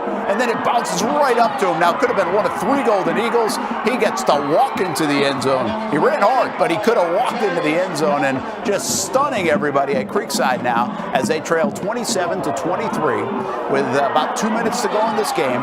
And they've got the football. And now we take you back to live action. It's first down. Just got the ball on a nice little pass play to pick up the first down, and then had an interference call, so the ball looks like it's out right around midfield, 48, 49-yard line. First down and plenty of time on the clock, and all 3 timeouts, at least the scoreboard said, for the Creekside Knights, down by 4, but they do need a touchdown. And so you can run the ball. And here they go running the football. They pick up a good 6, 7, 8 yards. And they got that running game going a little bit now. And that is Davis Baldwin. Trying to keep them honest with the run game. Well, yeah, why not, right? I mean, you don't have to throw it every time. It's not like they have a prolific passing game. So, and look at this run. Now Baldwin again. And this is one of those younger guys. He's a sophomore as well. And I know we keep hitting that point, but, well, it's a big moment for a young team on offense to try to come back and win this game. Now on the 35-yard line, and another handoff and another big chunk. I mean, heck, coach, I'm not an offensive coordinator, but I'm just going to keep dialing up this play if I'm the Creekside Knights. That's the advantage of being able to have your timeout still left, too. Yeah, true. Because they're all playing deep. The linebackers are 5, 6, 7 yards back. Well, and I think they had to, Fleming might have just burned a timeout because they couldn't get a player off the field. And so instead of a penalty, they burned the timeout. So there you see it. Nice job, DR. Thanks for the shot of the scoreboard. 1:16 to go. If the scoreboard's right, which it looks like it is because they've got the Golden Eagles with 1 timeout, Creekside has 3. They trail by 4 with 1:16 to play. First down and 10 at the 25, 3 timeouts. So really, when you think about this, Sully, like time is not a factor anymore, right? Nope. Keep running? Yeah, as long as you've got your timeouts, and they haven't stopped it. They still got 3 down linemen, and the linebackers playing a little deeper. So spread them out and just keep running it. So we haven't seen Jackson Earl, and I'm a little surprised, but young man Davis Baldwin doing a heck of a job here on this drive. He's a sophomore running back. He's carried the ball 3 times in a row and has 27 yards on those 3 carries. So, of course, they're going to throw the ball instead, go up top for the score, and ooh, that was debatable, depending on which goggles you might have on, although the receiver isn't complaining. Underthrown ball.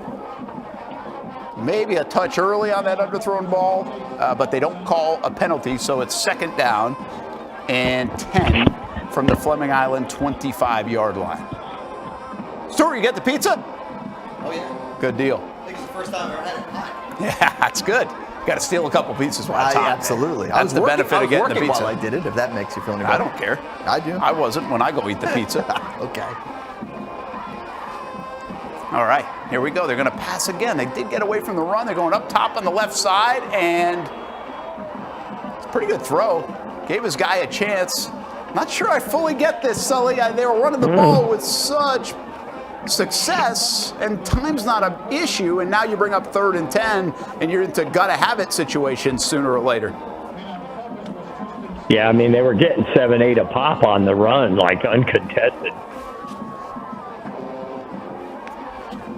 So the quarterback, once again, he's a sophomore for Creekside, and now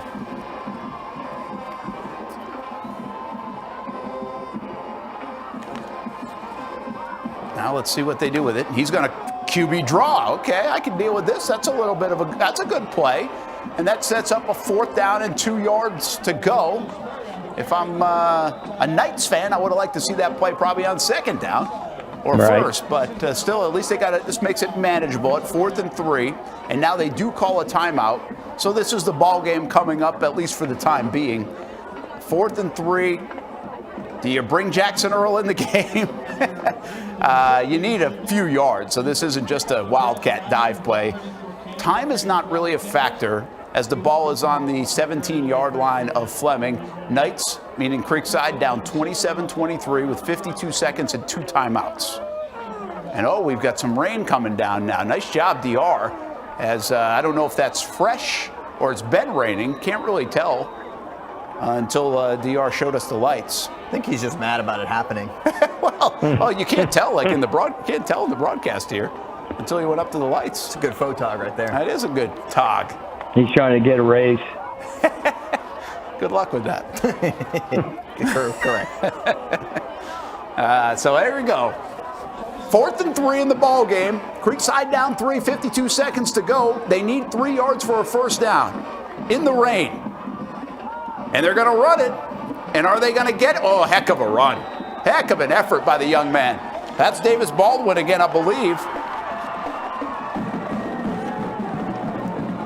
And I think Sean McIntyre just called timeout to settle things down, but they've got the ball now at the 14-yard line of Fleming. New set of downs in the rain, 1 timeout to go, under 50 seconds to play. Down 4. I did want to say, while I was listening and eating pizza, the Fletcher score, that was shenanigans. Oh, it was. Fletcher won 28-12 over Flagler Palmco. So Beach Okay. Rats get the win. And someone was playing shenanigans on one of the score sites. Well, you can do that on the score sites. It's really easy to do. Yes. Yeah, it's like Wikipedia. Yes. Basically. Well, that's good for Fletcher getting back. Especially since we have him on the game of the week next week, Coach. Yeah, well, while we've got you, Sully, I mean, that Fletcher Mandarin game, I feel like that could be a good one, right? Yeah, it could be a good one. I think they match up pretty well with each other. Both of them pretty good offensively, and maybe Mandarin a little bit better defensively. So I think hopefully after the Oakley debacle for Fletcher, they've sort of got back to some fundamentals defensively. All right, 1st down and 10 inside the 15-yard line. Creekside inside 50 seconds to go. Down by 4, 1 timeout left. They're going to keep it in Sperry's hands, and he's got it down inside the 10-yard line. They do have time. Again, they got 1 timeout. Now the clock is rolling, so you don't have all the time in the world, but they do have time. 30 seconds left. 2nd down and short. And they're going to launch it up. Oh, what a nice play. And now a penalty comes out late. I thought that was a good play. I don't have number 4's number on our roster for Fleming Island, so maybe changed it going into this week. But he's made a couple of nice plays in this football game. And that one's going to be called for a flag. But I thought it was pretty good. Might have been a lot of grabbing going on at the goal line. Hard to tell. That's probably the hardest thing for the officials, the interference stuff. Yeah. Well, and we can't tell even like the preliminary part of the route, right? Ball on the 5-yard line, 21 seconds to go. 1st and goal. Creekside down by 4. What a finish we've got again between these two. 1 timeout left for Creekside. And they're just going to go straight up the gut with the QB Sperry, and he's into the end zone, and that's a touchdown for Creekside. They might have just won the football game late in almost walk-off fashion. Oh, that was Jackson Earl again. No surprise. They bring him in at the 5, and Jackson Earl is in there again. He's basically unstoppable, it seems, in that situation. Offense, defense, special teams. Number 1 delivers again for the Creekside Knights, and they take the lead and maybe have just won the football game.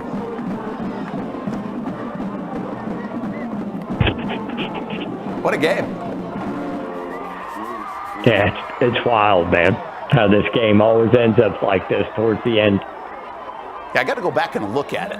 We were saying, Stuart, this game is nuts every year. I mean, it feels like every year this thing is wild in the 4th quarter. Yeah, and often high scoring. And usually there's a big comeback on one side or the other. Absolutely. It's the one that every year it happens, and we're like, why didn't we send a camera there? Well, you know what? We got a camera there for the end of this one. Now with our zone blitz coverage, we're able to do that. I'll tell you what, as Creekside takes a lead 30-27, that's a big moment for the Knights right there, Sully, right? I mean, we talk all night about their young offense and especially going into that last drive. And I know Jackson Earl, their best player, comes in to finish it off. But it was a bunch of young guys, Davis Baldwin, Sperry, the quarterback, really getting it done, marching down the field in crunch time.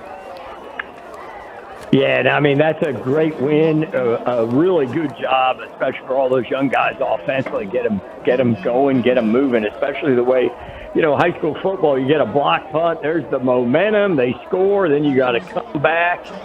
Just tremendous job for Creekside. Hopefully that gives them what they need moving forward.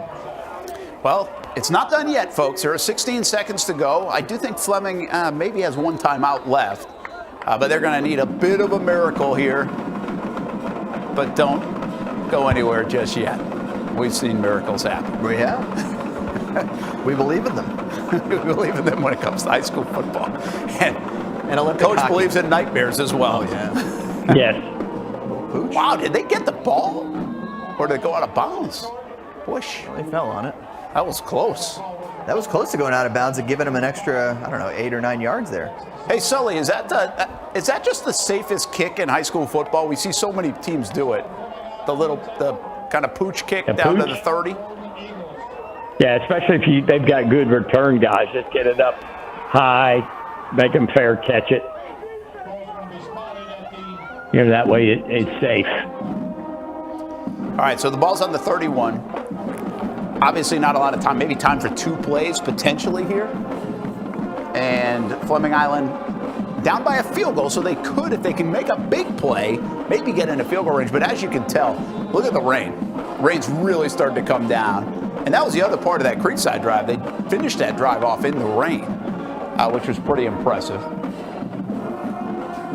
But now Fleming needs to put something in the air, so they've got to have something go right.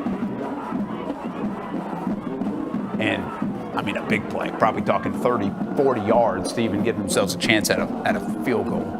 So, tough sledding right now for Fleming Island in what's been a fantastic game. If you just caught up to us, we might have to show you a couple of these scores. I don't know if we've got the Creekside touchdown, but we had the blocked kick for you live right here from Fleming Island. They were down by 3, and they blocked the punt, returned it for a touchdown, second blocked punt of the game. And it looked like that might be it for Creekside. They got the ball back with 2.5 minutes to go. They take 2 minutes and about 14 seconds to march down the field, and they score the go-ahead on a Jackson Earl touchdown. And that's where we stand now, 30-27. And here's Fleming Island looking for the deep ball. And is that picked by Earl? If it is, it's a heck of a play. Okay, incomplete, but still a heck of a play. A little Parker Washington celebration It is there? a little Parker. That's funny you said that. We were just talking about Parker's celebration last night, how he got it. He said he used to do, we'll give you a little something. They gave a little no-fly zone that Penn State corners used to do. And so they would wave their arms like a no-fly zone. Well, the receivers would go against them in practice. They started doing the same thing back to them once they would win a route. And that led all the way to some college highlights being shown here in Jacksonville. People saw it. Christian Kirk and company said, hey, we should do it. You should do it. And so they do. As we've got a Hail Mary here. Oh, boy. Oh, boy. Now, there might have been. I think that might have been it. The way he was setting up the lateral. Yeah. So that had to be as time expired. They did have it set up, but it wasn't like, to your point, they weren't going to get a field goal off. Down by 3, because it looks like it's ended the game. And it has. So there you go. Creekside and Fleming Island, another barn burner. And this one with Creekside on top, we just showed you how it all happened. And play-by-play of it, just part of the Friday Night Zone Blitz. That was a fun one to watch, along with the 4 other games we showed you throughout most of the night. A lot of interesting games. On a light week, we said a lot of teams are on a bye, but we ended up having some really good football most of the night. Some great conversation with Donovan Maslin and Mike Hunter, Raines Rebolt. We previewed that over the last couple hours as well. There's a look at the scoreboard. Most of the scores we've already told you about. We got the Friday Night Blitz coming up at 10:30 on Fox. Are we on Fox? No. There's volleyball. Okay, we're It's just on action.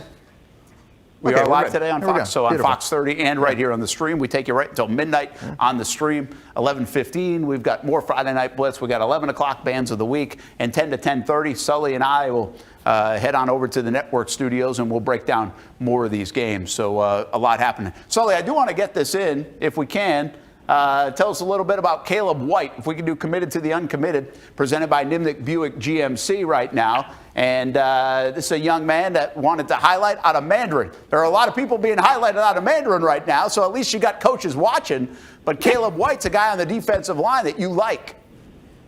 Yeah, O-line, D-line, 4.74 grade point average. Wow. In the ACE program, the early college program. Just a great kid. Coach Bonnemeyer, I talked to Coach Bonnemeyer. He said he's a great kid, works hard, will do wherever. If he's got to play tackle or guard or center, he can do it all. Jump over there and play a little D tackle. Just a really good kid, really good player, and big body now, about 6'3", about 260, 270. Okay, and so we'll see what he can do to try to get to the next level. Obviously, he wants to do that. One thing about Mandarin, right, when you've got big-time coaches coming, is you're going to get some eyeballs on you, right? Even if you're other players. There's that old, cliche of you never know who's watching. And at least at Mandarin, with some of the talent they have, they're going to bring in all sorts of coaches that might, catch he might catch the eye of those guys. Right. And he's a big old kid with great grades. So, you think those Pioneer Leagues or those other schools would be getting on him. Yeah, that is true. And you said it. He's 6'2". It looks like 265, 270, 4.7 GPA. Student athlete leadership team as well. Jacksonville youth leadership too. So that's what you want in a student athlete. And we'll see if Caleb White can find his way to the next level. That is our Committed to the Uncommitted, presented by Nimnick Buick GMC. It's part of our scholarship program. We give a $2,500 scholarship away at the end of the season. So you send us your nominees. We would like the nominees to be seniors who are under-recruited at the time. If they got scholarship offers all over the place, this segment really is not for you. But if you're under-recruited, having a tough time getting the attention of some coaches, let Kevin Sullivan do the work for you because he's got a lot of contacts, and we'll push it out here on the show, hopefully a little bit on social media throughout the rest of the year. So send us the nominees, again, from around the area, and all of our nominees go into chance to win a $2,500 scholarship thanks to Nimnik Buick GMC. Brent Martineau, Stuart Weber, the entire Action Sports Shacks team, Kevin Sullivan. Sully, we're going to leave this studio. We had a fun night, but it's not over yet. 10 o'clock around the corner, and we'll visit the scoreboard and some of the big stories of Week 7 of the high school football season. Grab a drink of water. See you in a minute. Grab a drink of water. And back off the camera tonight, Sully. We don't want to see you up close that much. I've been trying to back up. I don't know what it is with the ninja. Let's see you in a few. All right.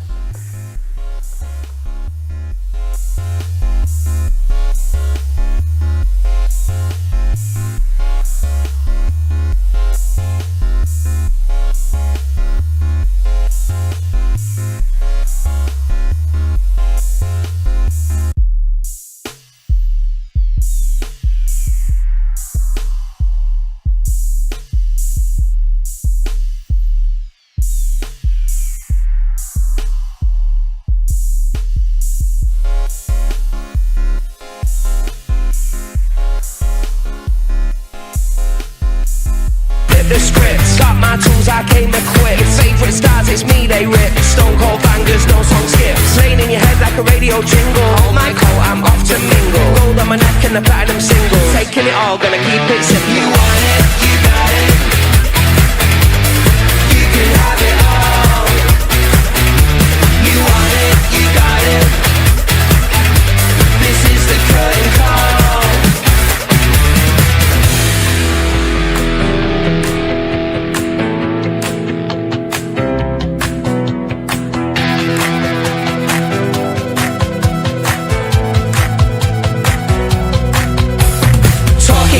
Shine like glow, wind up quick with the too slow flow. Drip so clean, don't need that show. Beat so smooth, can't take this throw. Don't do doubt, just aim and go. Laugh so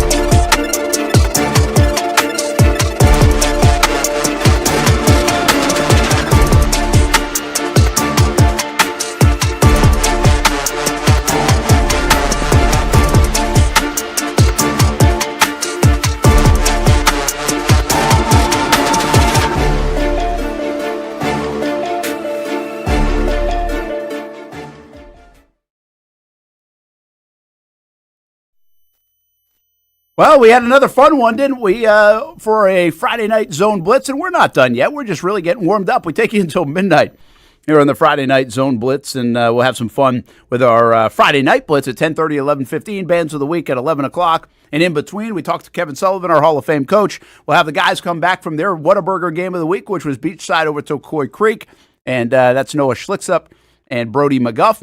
Thanks to Steve Sesnick for filling in this week for Chandler Dantzler. He was at a wedding, so appreciate Steve for being here, along with the rest of our Action Sports Shacks team on a pretty wet evening around the area. And we saw periods of time where it was downpouring in some games, like Providence late in the game at Creekside, and other spots where it didn't look so bad. So some weather to deal with, and that will be the case tomorrow. We got one more big high school football game, Rains and Ribault, tomorrow afternoon at Ribault on the turf. So that should help at least from a field condition standpoint. But it could be sloppy at times with some of the weather that we have over the next few days and continue to have the last couple of days. Brent Martineau here, Hall of Fame coach Kevin Sullivan, looking good down there in Flagler Palm Coast. And heck, Flagler Palm Coast and Fletcher went at it tonight, and we did hear that Fletcher won that game. We got a bad report earlier, but Fletcher wins, Mandarin wins, so that sets up next week's game of the week, Coach. A little battle of the Gateway Conference teams.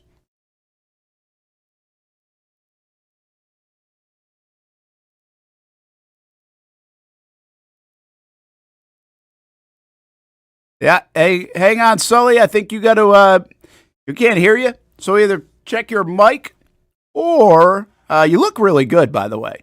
You just can't hear you. So check your mic, or you might have to get out of there and come back in.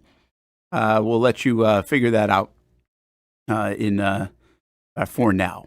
So back with Sully in just a moment. Can't wait to see what he has to say about next week's game of the week. And let's go run down what we did tonight on the show. And we might hear from Carter Bradley coming up. Just joined the Jacksonville Jaguars, former Providence Stallion. We got a chance to catch up with him this week in the Jags locker room. Pretty cool for him. So we'll have that in just a moment. But we'll take you until 10:30. Let's just recap real quick what we showed you. We just finished showing you the Creekside Knights came back and beat Fleming Island, a wild one, 30-27. Final seconds of that, Jackson Earl scores the game-winning touchdown. And credit to Creekside because they came off their own, they made a big defensive stop, come off their own goal line, go 99 yards to take the lead, give up a blocked punt return touchdown with 2.5 minutes to go, and still answer the bell and drive down the field for the winner. And that's how Creekside gets the win over Fleming Island on this Friday night. Trinity Christian holds off Riverside. That was a fun one for a bit. 9-0 Trinity Christian at halftime. And then Riverside scored, made it 9-7. Trinity scores, makes it 15-7. Riverside scores again late to make it 15-13, but they missed the 2-point conversion. They actually recover an onside kick, but there's a penalty. So then they had to get another onside kick. They almost did. They had it in their midst. The ball squirted away. Trinity gets it. Trinity scores, puts the game away, and Trinity Christian gets win number 2 of the season in kind of a wild finish against the Riverside Generals. We're also watching Atlantic Coast. They're up 21-20. I've got Coach if you need a thumbs up, Steve. But 21-20, Atlantic Coast up over Ed White in the fourth quarter. Ed White goes on to score the next 28 points in the fourth quarter to win.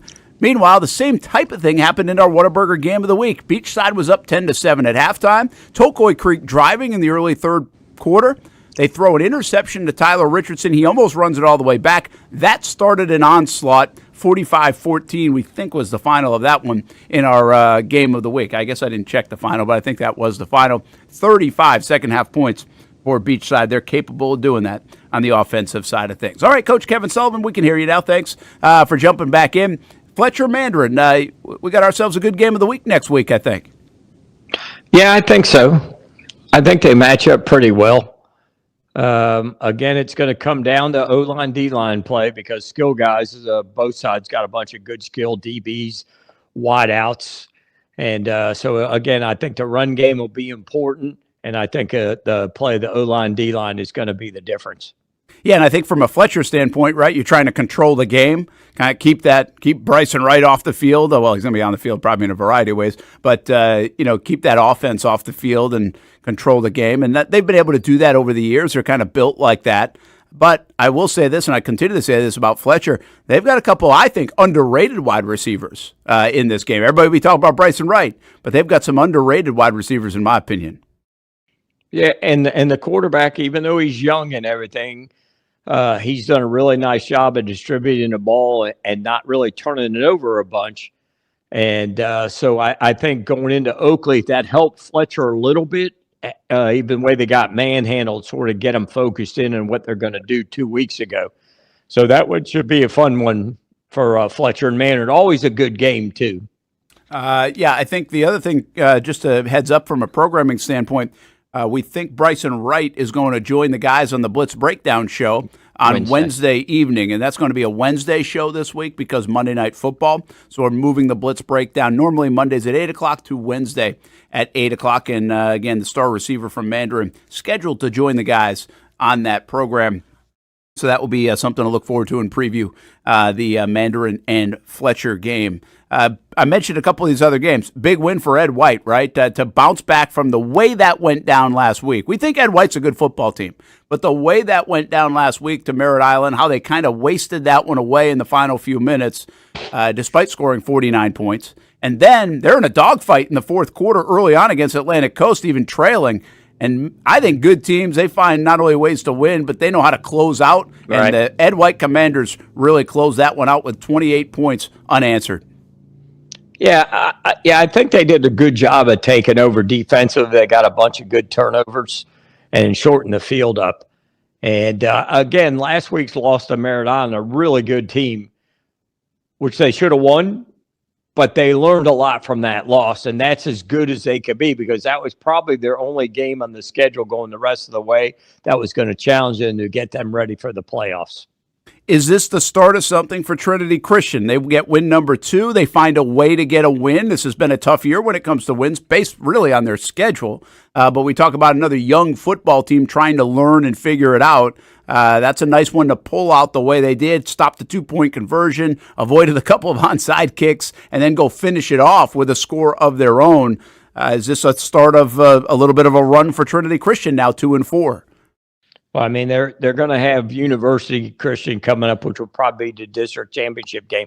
They're getting ready to get into those with them, with Providence and that. So I think this is a great win for them. It's a heartbreak for Riverside on the other side because they had the opportunity to do something and didn't take care of it. But Trinity can build on this down the stretch in the last 3 or 4 games. Meanwhile, Creekside, we just watched this one. You talk about a young team trying to learn some things. They learned a lot probably about themselves in that fourth quarter to get a big win for Sean McIntyre's group. And I thought that was a heck of a drive at the end. We just kept talking about their young guys. Well, 2 of their young guys, their quarterback and the running back, really spearheaded that final drive to go win it in the rain as well. And then Jackson Earl has been terrific this year in so many ways for Creekside. Finished it off with a 5-yard touchdown run. Big win, I think, for Creekside. Yeah, not only a big win, but the way they did it. They completed 1 pass on that last drive. Yeah. So they sort of turned it over to the run game and just sort of pounded 7, 8 at a time. And then, of course, at the end, Jackson Earl got in to stick it in, who's been sort of their leader of their team, their young team. And as they're learning to win, they're learning to get through and compete in these games. So that's a good win for them. I believe it sets up next week them in Atlantic Coast for the district championship.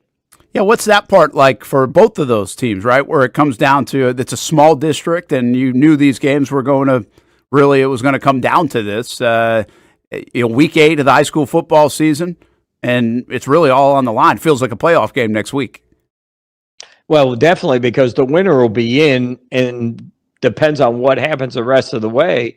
You could be a 500 team and not get in, but if you win that game, you're going to win the district and you're going to get in the playoffs. And that's what it's about, is getting into playoffs, and then anything can happen. Yeah, no doubt about it. We will see next week. That will be one of the games to watch. Of course, next week, our game of the week, our Whataburger game of the week is Fletcher and Mandarin, but we'll play 5 other games that we'll showcase to you just like we did tonight, just like we do each and every week on the Friday Night Zone Blitz with the entire Action Sports Jacks team as well. Rains Revolt tomorrow, Sully. It's a fun one. We had Donovan Maslin on the show earlier tonight. If you go back about 8:30 to 8:45, he joined us for about 15 minutes. Mike Hunter joined us around 9:20. So that was a couple hours into the show, just about an hour ago, for the Reboot Trojans. Obviously, this is a Reigns team that is better than Reboot, if we're being completely honest. I guess it's kind of keep it rolling. Don't get caught up in the rivalry too much if you're Reigns. And for Reboot, it's a chance to really step up in class and prove a thing or two, isn't it? Yeah, and Reboot's got to really control the ball and not turn the ball over. Try to keep Reigns' offense off the field, get first downs, and do a good job of eliminating the big play. Now, they've got a monumental task now because they are definitely going to be outmanned, but the kids got to go up and play and just compete and do what you can do in that game. Do you, thinking about Reigns, I know you probably haven't had a chance to actually see him in person, but we see them all the time in the highlights. We kind of know what they are. They've got a lot of experience now in a bunch of spots. This isn't new territory for Donovan Maslin either. He feels like even talking to us, he's telling us, hey, I thought we were too passive last year. We're way more physical. We got to play violent, like just some of the things they learn from year to year coming off last season. Are they primed to really make a state championship run? Can they, from what you know about the rest of the state, we think they're really, really good, but that doesn't always equate to good enough to beat some of the teams around the state. Right. Well, I think the thing is last year they learned. They got to that game and got really embarrassed. Yeah. And as a coach with and your team and the players, TJ Cole and the linebackers and the DBs that they had coming back, they sort of take that a little personal, so that gives them, like he said, they got beat 40-0. And nobody thought they'd get manhandled like that. So I think that's in the back of their mind, and that's sort of what drives them. And they understand week in and week out, we got to get ready to play and make that run and get back to that game. It's really hard to tell what's around the state, and obviously there are a lot of good teams around the state, South Florida, wherever you name it. But I can't imagine there are that many more teams that have like loads more talent than Reigns has, right? That's a talented group. Maybe the Miami schools, what they ran into last year, Miami Northwestern.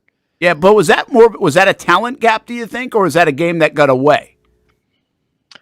I think it probably shocked them a little bit more than anything because I think they felt pretty good going into that game, but getting behind the way they did and then the way they couldn't move the ball, and then Northwestern, they couldn't stop them, and they hadn't done that all year. But that'll fuel those guys because they do have a bunch of guys that played in that game. And so I think that's their drive to get back to that game and get that done. Yeah, it makes a lot of sense. So Reigns Reboot tomorrow, 2 o'clock. We'll have some of that for you on the Action Sports Jax primetime show, and college football tonight, 7:30 for college football tonight on CBS 47, and we'll show some of that high school game, and then also Action Sports Jax primetime, 10:30 on Fox 30, 11:30 on CBS 47, more high school football conversation. Interesting week around here in high school football. We mentioned earlier tonight, we really won't dive into this now, the Nice situation. There's a suspension with the assistant coach, Coach Garth. And I find it interesting because they're really trying to defend themselves here. They don't think they were in the wrong, despite the suspension, and they're willing to publicly say, we don't think we're in the wrong. They're appealing that, and I even issued a statement. So they're not hiding from that situation at all. That's one that usually stays under the radar. You don't really want that out in the media that much, but I think they feel like they've got a case here, Sully, and we'll see how that one turns out. Yeah, and I think they're right by appealing it and keeping it out there. Be real transparent about it. They're not trying to hide anything. I mean, everybody gets transfers. I mean, you can pull up any team and like, oh, that kid was here and that kid was there. But the kid that's involved in this, from what we're understood, doesn't even go to Nice. Yeah. So it'll be interesting to see how the appeal. I think it's October 16th. So we'll see how it goes. Yeah, it's a couple weeks away. And again, Nice has a bit of a bullseye on them now. They built a really good program under Colin Drass. They've really done this last 2-year run has been terrific. Now, they have lost a couple of games in a row going into this bye week. They were off tonight, so we'll see if they can kind of gather themselves, not only from the losses, but also from a bit of adversity, distractions, those kind of things. It'll be an interesting month for Colin Drafts and the Nice Panthers. He'll just probably feed into it for his football team and really energize He got them. motivation now. Yeah, he's got plenty to pick from. No doubt about that. A couple other things I thought were interesting. I think I saw tonight Corbin Fordham from Bowl School flipped. Sully, you're going to like this. From Ohio State, he was committed. FSU have flipped him. And so looks like he might be headed to Tallahassee. Yeah, and his dad's played there. And so it's pretty good deal for them as far as that and what they're doing with the tight end in the run game and the pass game and everything. I think he sort of fits in what they're doing. And, it's exciting for Florida State to get a local kid to stay home and not go to Ohio State. Yeah, I think and they had a couple of guys committed to Ohio State until Fordham's flipped there. They've got a bunch of talent. They've got a couple of sophomores in Gitto and Xander Edwards who are really Gitto's really highly recruited, top 10 in his class, according to some of the sites. And Xander Edwards, I think, got on everybody's radar last week with the 500-yard game, 8 touchdowns, set a state record in doing so. And then Miami offered him this week. They jumped in on him. So there's a lot of talent at Bowls right now. And it's kind of ironic how, we do committed to the uncommitted, but it's pretty interesting coming off a performance like that boom, there's the Miami offer, isn't it? Well, I mean, and the thing is, his dad played at Notre Dame. His dad won a Super Bowl, played in the league. But the kid, I've watched him in the spring. I watched him live, and I've watched him on film. And he's the real deal now. I mean, he's a big, physical, strong runner, and he can run you over and he can run by you. Yeah, I always think it's pretty interesting when you were looking at these guys and see, especially from a running back position or a Bowls kid, because they play such good team football that you can be highlighted. You can have some really fantastic days. You can be a really good high school player. Then all of a sudden, this is no knock, this is great. You go play at college level, but it's not always at like a Power 4 school based on your high school performance is my point. So I was kind of interested to see where he might fit in. He's just a sophomore, so he's got a lot of school. But you mentioned pedigree that goes into that, and he really looks the part. And people are going to have to deal with him around here for the next 2 years. And they're not bad up front, Bulls. Those offensive line guys aren't bad either. Yeah, so that's the thing. It's like you kind of wonder, okay, where's this guy going to land? Here's the deal. Bowls might have the most talent it's had in quite some time. Fair enough to say? Yeah, fair enough. Yeah. They usually have talent. Back in the day, Colin Peake, who ended up playing Alabama, and then the running back, Riley Skinner, Rocky Ross, that group of guys were pretty good. But this group is pretty good between O-linemen, skill guys, Burrows, the wideout who's going to Clemson, the DBs that committed to Ohio State, the other one to Arkansas State. So they've got some kids. Yeah, it feels like for my money, that's the most talent, at least top-end talent we've seen at Bowls.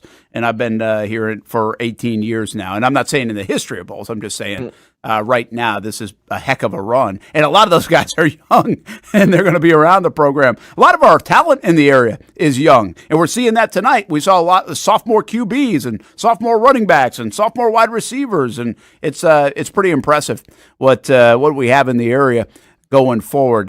We love following the stories of these players that play high school football, and Sully coached a bunch of them that went on to play at the next level. But when you can make it to the big time, right, make it to the NFL, that's a cool story. We got a really neat story here in town this week. If you like high school ball and you follow it and you like the Jaguars, because Carter Bradley, who played at Providence, the son of Gus Bradley, who was the coach, of course, for 4 years here in Jacksonville, he signed with the team. And coming out of Providence, now again, Providence isn't producing a lot of NFL guys with their high school football program, especially at that time. And he goes to Toledo, then he ends up at South Alabama. He finds his way onto some workouts in the NFL, has a good camp in San Francisco. I think got banged up a little bit, released, ends up here back at home because they still have a home here in Jacksonville. He's fishing and working out, and all of a sudden gets a call earlier this week from the Jacksonville Jaguars, and he's the third quarterback right now here in Jacksonville, a kid that grew up around those fields, around that building, around this team when he was 12, 13, 14 years old. Now he's all grown up and part of the roster. We had a chance to catch up with Carter Bradley about it all this week.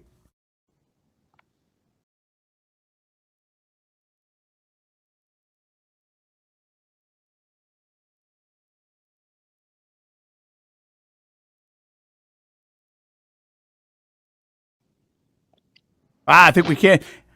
We can only hear you, Sully. You could have interpreted. Oh, I heard him. Oh, you could hear him? Yeah.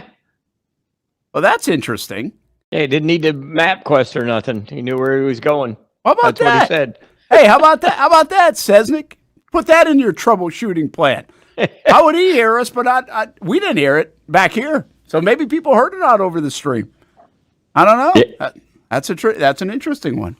Yeah, he said he's excited to be there, after being hurt and coming back, and he knew where it was. He didn't have to put it in the GPS or MapQuest. He knew where to get to the stadium. So I actually he's love pretty that. fired about that. Yeah, I loved how he threw in MapQuest. Like anybody uses that anymore. I didn't even know he's old enough to know what MapQuest is. But that's such a great story, though, man. Like, no matter what, for the area or for the kid, and I'm sure Gus is probably fired up. Gus is such a good guy and everything. The kid's just gone out and worked and played and just kept doing his thing. Yeah, and they love it here in Jacksonville. That's why they kept the place, and he likes to fish and hunt, and he's utilized that house probably more than Gus and Michaela have over the years. But I did talk to them a little bit via text in the last day, and I think they're pretty fired up. That's a nice spot to land for Carter Brett, but he was genuinely really excited about being here in this. You could see it being the other way, right? Because things weren't always great when Gus was the head coach, and obviously he ended up getting fired, and that's the way of the business. But there was nothing like that with Carter. I mean, he was just so excited. He said he went into the equipment room because he used to do laundry all the time when he was back here with his dad. So he went into the equipment room and was like, "Hey, you guys need any help folding laundry?" That's pretty good stuff for Carter Bradley. Hey, are you going over? You're not going over to Tallahassee, are you? No. Night game, man. That's too late for me now. I only stay up late one night a week. That's tonight. That's tonight. This is late. Sorry to keep you up. And then Monday night, I'll stay up late. You'll be watching. You're not going to that one, are you? Oh, yeah. Monday night, I'm going. Are you you're going? Oh, so, yeah. Are you going to stay up here, or will you drive all the way home Monday night? I've got a buddy of mine that he said he'll drive, so I'll go down with him. Okay. All right. So yeah. Now, wait, do you always go to the night game? You don't go to all the Jags games. No, not usually, but being Monday night and, the stadiums, it's going to be a great atmosphere on Monday night. Yeah. That's one thing I miss. Like Thursday night games for the Jags over the years are been tremendous. It's like a college atmosphere. And so is Monday night. So I'm like, I'm going to go to that one. What do you think? You think they get to 4-1? Well, I mean, the way they're playing defensively, and I think the offense is going to keep getting better. And, it's all going to come and click one time. They're not going to peak too early offensively, but I think they're getting a little better. But defensively, man, you got to love it. Yeah, they better bring it again against Kansas City. One last thought from you, just from outside high school football. What do you think about Florida State, Miami tomorrow? You think the Noles have the capability to bounce back? Yeah, I think they have the capability, and Miami's really, really good. They're going to have to run the ball and stop the run. And I think they learned a little bit about that game in Virginia and being on the road. And I know Miami's on the road for the first time. I mean, they don't leave the state till November 1st. But it should be a fun one. It's going to be a big atmosphere down there. It's sold out. It's standing room only. It's going to be like it used to be back in the day. Yeah, I think it's a big one. It'll be fun to watch. We got two local quarterbacks, by the way, leading both teams. Thomas Castellanos, who played up in Ware County. That's in our viewing area on the TV side. And also, of course, Carson Beck leading Miami right now. If Miami wins this game, there's a path for them to be undefeated this season. Yeah, and it's great. I mean, I think this game is going to be great either way. Both of them win. It could be a rematch in the ACC championship, too. If Florida State will win. Now, if Miami wins, there'll be no rematch. But it'll be fun going down through, and they're excited in Tallahassee. So somebody texted me today, said you can't even walk around. It was like 3:00 Friday afternoon. That's good. That's pretty good. That's cool. the way. And then the old soccer one tonight, they beat Miami tonight 3-0. Okay, they're good. They're really good. Yeah. Hey, that's the way it should be in Tallahassee for this one. It should feel big. It does feel big. Doesn't necessarily feel that way in Gainesville. They play Texas and Florida tomorrow. It's supposed to be big. Doesn't really feel that way. So we'll see what happens tomorrow afternoon for the Florida Gators as well. All right, Sully. Can't imagine the fishing's good with the weather pattern these days. So enjoy the weekend of football. All right, buddy. I talk to you. All right, thanks for your help tonight. That is our coach, Hall of Fame coach, Kevin Sullivan, joining us all the time on the Friday Night Zone. Blitz does a fantastic job for us. And Week 7 in the books. Friday Night Blitz coming up. We're going on TV. We're actually on TV on the regular time today, 10:30 on Fox 30. But you can watch it right here as well on all the streaming channels and all the social media platforms. We're getting ready to do it in just a moment. So got to go. We'll be back on the Friday Night Blitz right after this. Most of us know how to throw.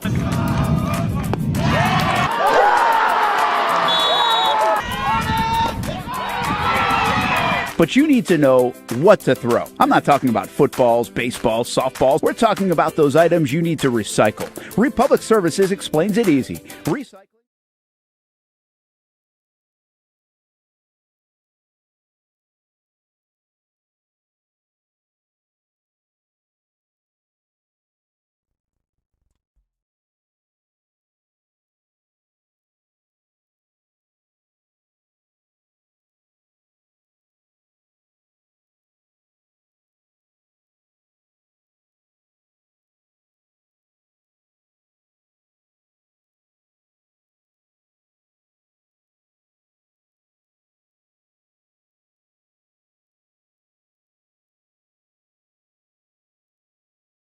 This is Action Sports Jack's Friday Night Blitz, sponsored by Whataburger, just like you like it. Listen up, guys. We have to continue to push. We're this close for it. Pop it. Continue to push. Okay? Fire off the ball.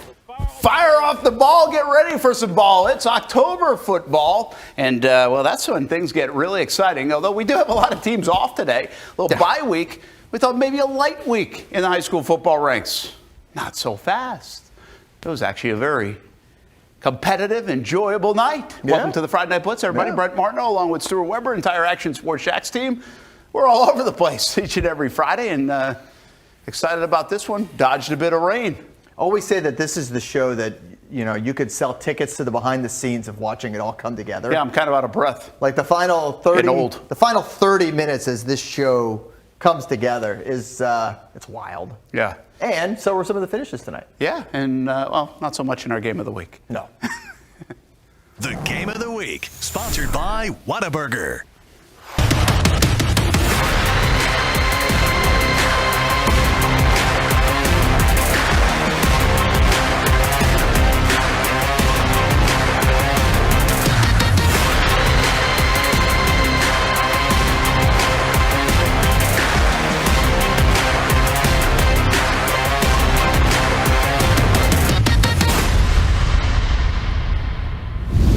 All right, Surf and Turf Bowl is what we call it. Beachside has been lighting up the scoreboard through the air this year and taking on Tocoi Creek. So, of course, first time in the end zone comes on the ground. Vincent Galella, former Toro, scores against his old team 7-zip.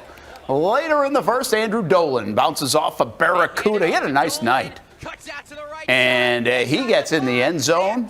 Boy, he finished that one in style, too, didn't he? 7-7. Start of the third, Beachside up 10-7. Dolan, here he goes again. Look at that, patient running. Finds some lane, keeps bouncing it outside. Rips off a big run as he crosses midfield. So this is a key moment in the game now. Down 10-7, Tocoi Creek with the football. Looks like they're going to score or has a chance. And then look at the screen, picked off by Tyler Richardson. He almost takes it to the house. Stays on his feet right there. What an athletic play. They would score a couple of plays later to go up 17-7. Good hustle play, by the way, by the Toro, number 15 there. Later in the third, Beachside driving. Vincent Galella, here he is again, takes it in, right up the gut. Hardly got touched. He finishes it off. It's 24-7. A blocked punt put Beachside in really good field position. And there goes Galella again against his old buds. 30-7 at that point.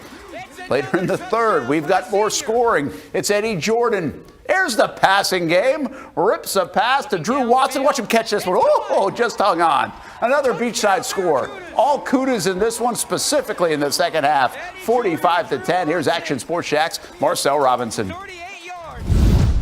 All right, well, Coach, you just said you got to get a little bit used to the light. You keep doing this, you're going to have a lot of lights in front of you. Talk to me about how big this win was against, this opponent in this fashion. No doubt. The kids, it's really important to the school and the kids, the two new schools in our county. So they take it pretty seriously. We had a great week of practice, and it's a good rivalry, not like a nasty thing, but it's a good, hard rivalry. So it was a great win for us. I love how you talk about after the game, you see all these seniors that you have lined up taking pictures. You can tell this really means a lot to them, not just winning for this team, but winning this particular game. How do you kind of manage those emotions with these guys where this is going to be their last time playing in a game like this, but still got to come out here, execute, and handle business? Right. So during the week, I really went out of the way to not talk about it like that. Just kind of, hey, we got to prepare to play a football game, play-by-play, and do all that stuff. Didn't really talk about it until today when we did our pregame run-through. And that's where they started to get a little emotional at that time. But this is the first group we've had they came in as freshmen when the school opened. So you're 100% right. It's really important to these guys. That Fleming game a little bit is going to mean a little bit more. How great is it to be going into that game with a complete win on offense, defense, and special teams? Yeah, really good. Really important for us. You hit it on the head. It's good to play all three phases, and it'll help us here being at home this year. We went over there last year. We were kind of rushed, and they really took it to us. They were a much better team than we were last year, so we've got to give them a better game. Awesome. Well, enjoy the win a little bit. Make sure you get home. Remember, nothing good happens after midnight. Nothing good after midnight. That's awesome. Right. Here's a look at our game of the week It's good schedule. advice, by the way. Yeah, leads us all the way. That's why the zone blitz ends at midnight. Yeah, that's a good point. That's why we do that. Good stuff happens after midnight there when we just eat. Yes. Is that good? We're on to the second page, by the way, if you will. Yeah, we're all the way over here. We got week 8 next week. Fletcher, Mandarin, nice gateway conference matchup, and both teams with wins tonight. So that sets up nicely for a big matchup at the Corral coming up next week. How about one that never disappoints? We're talking Creekside and Fleming Island. It's kind of a random one, but it does. It's been unbelievable year after year. Year after year. We go early third. Let's pick it up. Eagles down by 3, and Eric Gentry following some blockers and bouncing off would-be tacklers. That makes it 20-16 Fleming Island Golden Eagles. Later in the fourth, looking to stretch that lead out on the goal line, but how about the Creekside defense with a big fourth down stop? They forced the turnover on down. Still in the fourth, Fleming Island blocking a punt. Jarius Rogers knocks it down, and he's going to take it all the way back for the touchdown. Fleming Island 27-23. So now this is in the final minute, really late, 16 seconds to go. Creekside punches it in. It's Jackson Earl, the game winner, 30-27 in the final seconds. The Knights pull out a win over Golden Eagles. The last drive that our offense just put together was unbelievable. We had 2 kids start tonight. It's 2 seniors, a kid named Samba and a kid named Bryant, who never played it down for us. And because of injury, they had to go tonight. And those kids have shown up for 4 years, and they've worked, and they went out and balled out tonight. And I just can't. That's the heartbeat of our program. Just kids who show up and work every day. And I'm just so proud of them and excited for the rest of the season. What is up with Fleming Island games? Usually. Oh man, yeah. If you buy your ticket to Fleming Island Creekside next year, because it's going to come down to the last few seconds, and hopefully they turn out the way they did tonight. But hats off to Fleming Island. Best of luck to them the rest of the way. Well, that's some good emotion out of McIntyre there. You can tell out of those seniors. The Sandalwood Saints trying to get their first win of the season on the road at First Coast. Jarrell Sims for Sandalwood fakes me out with the pump. But hey, we got the receiving end of it. There we go. So did the Sandalwood Saints receiver. 7-0 lead for the visitors. Nice play. The Bucks go to work. And that was on the 3rd and long, by the way. Bucks then go to work and respond. Tony Kennedy over the middle to Jalen Pollard. Little jump catch. Senior wide receiver breaks free and into the end zone. We've got ourselves a tie game. Kennedy had a nice evening as well for the Bucks. After a Bucks interception, First Coast cashes in. Watch his hand off to Aiden Coates. Stayed on his feet. And then takes it inside and brings a tackler into the end zone. Good stuff. 35-25. First Coast gets the win. Well, let's head over to Providence now. Stallions hosting Impact Christian for their homecoming matchup. This game stayed dry for the first half, and well, then the skies would open up. But let's start when it was dry. First play from scrimmage, Andrew Wright to Elijah Caldwell-Hardy. There's a reason this kid's going to Michigan State. 75-yard touchdown, and that is how you kick off a game right there. Big touchdown. Ensuing drive, Stallions receiver Josiah Payton in the Wildcat keeps it himself, and he'll get into the end zone. Stallions go ahead 7-6. Very next Providence drive, and it's going to be Jake Contner who will find Payton this time. Looking through the air. To the far side they go. There's another catch. It's Payton into the end zone, and that's another touchdown. 14-6 home team. Now to the second half. Caden Jones going to put it away. How about a touchdown run into the end zone? That made it 21-6. Providence takes it 34-16. Here's Coach Mo Williams with our own Jason Hamby. All right, Coach, 36-14 win. A lot of rain. Yes. How'd you guys get it done? Hey, the boys say that we ran the ball. It's one of the things we knew we had to come in and win this game was to run the ball. And run the ball was good defense as well because keeping those guys off the field. And they dominated up front. And our running backs ran their tails off tonight. Caden Jones had a big night. Josiah Payton had a big night in running and passing and catching the ball as well. And I'm just very proud of how they approached the game tonight. Tell me about your young quarterback, Jake Cottner. I mean, I know you guys have dealt with a lot of injuries over the course of this season. The job he did and coming out with a big win. Hey, Jake is a star. He's been a star receiver for us all year. He had to go out 1 week, and so we missed him in one of those weeks. But we knew we had a guy who can come in and make plays for us at quarterback, and just because he's just that dude. So he did a good job for us today, being able to manage the offense, throw the passes, and be able to also run the ball for us as well. So he was nothing but a great weapon for us in the backfield. Hard to beat a win on homecoming, right? Hey, at homecoming, man, you want to win the game, right? So that's a good job tonight. Appreciate it, Coach. Congratulations. All right, that's it from Providence, 36-14. Stallions get the win. Back to you guys in the studio. I'm Jason Hamby, Action Sports Jacks. Homecoming for him, too. That's right. Back in Providence, Atlantic Coast Stingrays taking on the visiting Ed White Commanders. Coming off a heartbreaker from last week. Late in the third, Stingrays down 20-7. Kwame Green takes it in for the touchdown, and here come the Stingrays, 20-14. In fact, it was 21-20 Atlantic Coast, but then in the fourth, King Boylston takes it in himself. What's up, Boylstons? Commanders go up by 7. Later in the fourth, Rontrez Lloyd finds an opening and adds another Ed White score. Late in the fourth, with the game all but over, how about the Commanders up 42-21 when Julian Holt picks it off and takes it all the way to the house. What a response for Ed White. Down 21-20, they scored 4 times in the fourth quarter and win it 48-21. It's always great to win a football game. We had some early adversity, and then the rain started pouring down, so I'm proud of the way the guys fought throughout the game to just get the win, and it was a scrappy win for us tonight. Do you want to highlight any of the players tonight, any key players? Well, really, I'm really proud of the way the offensive line played, and our guys just turned it on. Our offensive line in the rain just started to mow them down, and we came off the ball. We were physical, and we swung that score real quick, and it ended up being 48-21. So I'm proud of the way the guys finished tonight.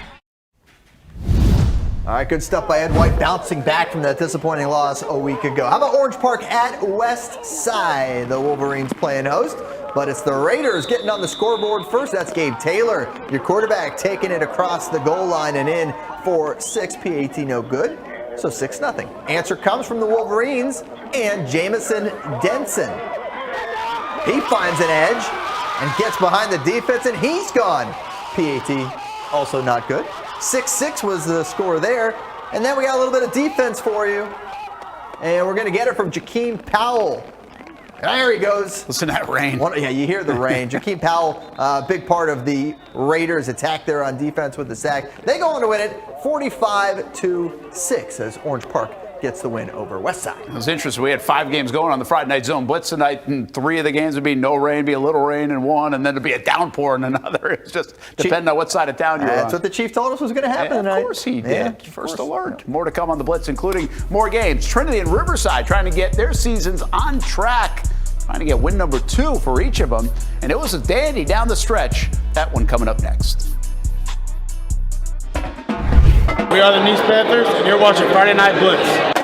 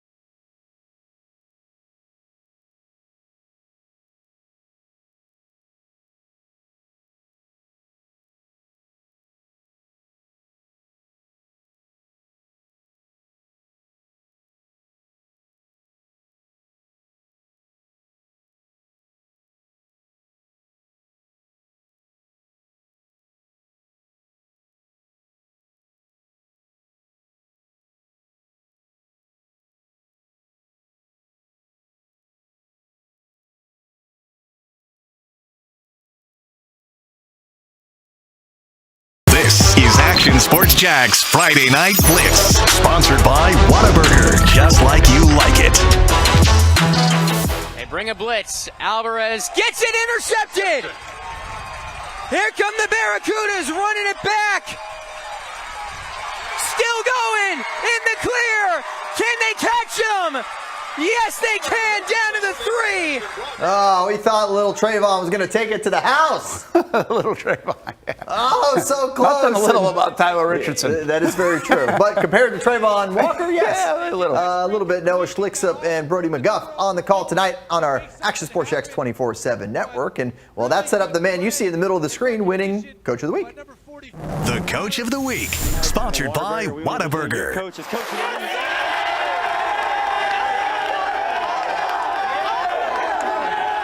And shout out to Pete Duffy and the Beachside Barracudas Coach of the Week. Big thanks to our partners with Jaguars Prep and Whataburger for sponsoring each and every week. And by the way, well learned, Pete Duffy's done a heck of a job with that program in short order. Tocoi Creek, same thing. There's been a change in coaching staffs now at Tocoi Creek, but Pete Duffy's done a Just terrific 5 years job. ago, they were winless. He was waiting all night for that. And they can score now in a hurry. Keep an eye on them down the stretch of the season. Welcome back to the Friday Night Blitz. A lot of schools on the bye week, as we mentioned, over 20 of them in our viewing area. Still plenty of really good games, so let's keep it going here on the Blitz. How about we take Trinity Christian and Riverside? Yeah, Conquerors playing host to the Generals. Let's pick it up second half. It's 9-0 Conquerors. So great defense in the first half. How about a little more defense? William Strigler is getting through the line and back in Riverside up in a big way. Same drive though. Generals would get all the way to the red zone. Jaden DeLon takes it himself, and he's going to put Riverside on the board. Makes it a 2-point game, 9-7. We advance to the fourth now. Trinity still up 2. Hicksara going to muscle it in. Puts the Conquerors ahead 15-7.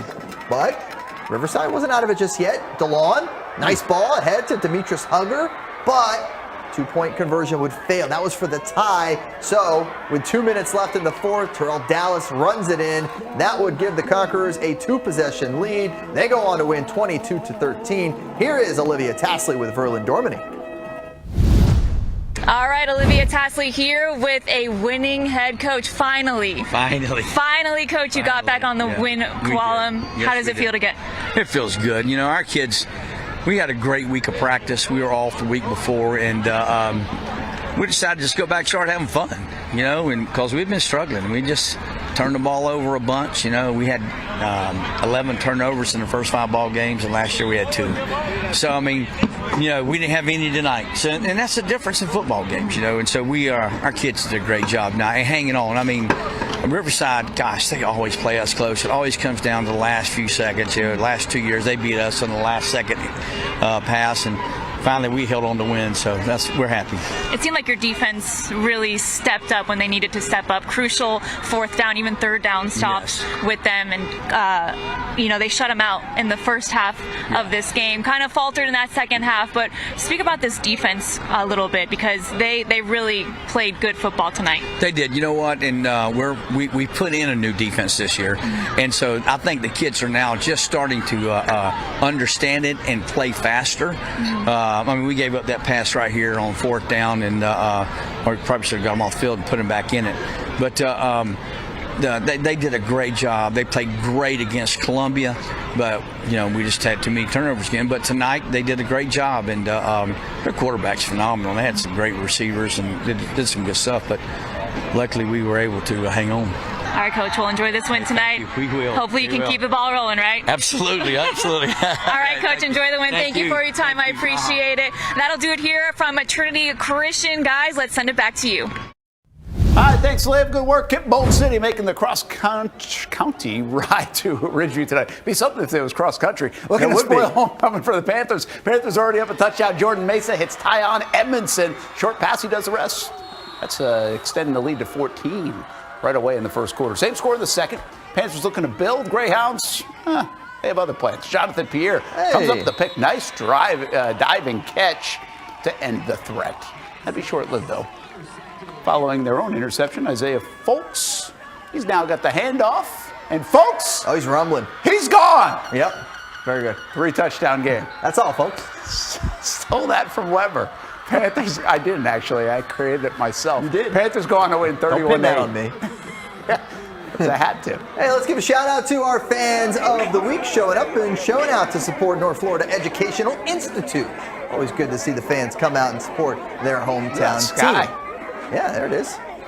Need some sunset in there. We could work on that. That's right. Hey, last week Episcopal's Eagles beat the Christchurch Academy Eagles. Tonight they face the Eagles of NFEI. It's easy to do their graphics. Eagles and Eagles. Here we go. Keep your eye on number 21. That's Jashai Carter. Gets the handoff. Stays on his feet. See that move? Wow. That's very nice. Makes his way into Eagles territory. Big first down and much, much more. He ends up finishing the job as he will break the plane here for an NFEI touchdown. 6-0 for the home Eagles. Episcopal now in enemy territory. Justice Turpin, little pump fake before sending it to Braden Wessinger to get Episcopal on the board. And it is the visiting Eagles from Episcopal that get the win, 23-12, your final. Hey, Northwest Classic is tomorrow, and that's always a fun one, right? We're talking Reigns, we're talking Reball, 2 o'clock. We'll have highlights tomorrow night on college football tonight, also Action Sports Jack's primetime. We had Donovan Maslin, the coach of Reigns, and Mike Hunter, the coach of Reball, on the Friday Night Zone Blitz earlier tonight, so you can go back and listen to that, previewing a big matchup in the Northwest Classic. We mentioned earlier in the show, Mandarin is our game of the week next week, hosting Fletcher. Well, on the road to the Space Coast they go to take on Rockledge and doing Mandarin things. They drive right down the field, hand it to Kyrie Wilson. He would finish off that drive. Touchdown run for number 23. Let's move to the second quarter. Mustangs double that lead. Knox Annis going up top. It's Tion Weish waiting on the other end. He'll take it into the end zone. Might be the first time this year we've done a Mandarin highlight without Bryson Wright. Get out of here. I'm not sure if he scored later, but that's when I moved on from the game and went on to something else. They win 38-10. Again, hosting Fletcher, game of the week next week. He'll be on the Blitz Breakdown with the guys Wednesday night at 8 o'clock, by the way, Bryson White. Monday. Bishop Kenny on the road. Wednesday this week because of Monday Night Football. Yeah, on the road to Tallahassee, taking on Rickards. That's BK. All visitors. Gavin Hawkins finds Gunnar Rogers. Finds a unique way to celebrate. 14-0 Crusaders. These are committed to the uncommitted, by the way, first. Fumble on the kickoff sets up this tough run from Caleb Madison. 21-zip Bishop Kenny. And Crusaders win on the Dead Sea. That's what they call the blue surf. What they on the Dead in Tallahassee, Sea. They call it the Dead Sea. Well, 56 they got killed tonight. 14. How about Bishop Snyder? They went south to Lake Highland Prep in the Orlando area. We're getting some mileage tonight. Second quarter, it's Brecken Wright. He's going to find his wide receiver, Gavin Beck, on the far side. Jump up and grab that one. Nice pickup. Later on the drive, Wright. This time to Matthew Baroshik. Don't look at the score on the bottom, because this is the 6. Yes! We only care about the local team. That's the 6. Don't worry about the final. There can only be one. Highlanders take it 42-6. It's a Highlanders movie reference there. Very good. There can only be one. I didn't get that one. Duval Charter home this week. Panthers facing the Bell Bulldogs. Not a surprise I didn't get it. Early in the first, Bell driving, but the Panthers forced the fumble. There it is. Now we go later in the first. Kendon Steeson finds his man right here. But that's a hit, and then another hit, and then, that was a big hit. Ball pops out, but it goes right to the Panther. How about that? I was kind of waiting to see what was going to happen there. They would punch in a couple plays later, 7-7 at the time. 21-15 at last check in favor of Bell. All right. The Player of the Week, sponsored by Whataburger. And big shout out to our player of the week, Samarian Wingo. He's been making plays all year. 10 for 151, 2 in the air, 1 on the ground. Great game a week ago, plus a pick. And the Yellow Jackets won last week. More to come here on the Blitz, including our play of the week. Stay with us. That's next. We the Impact Christian Lions, and you watch a Friday Night Blitz.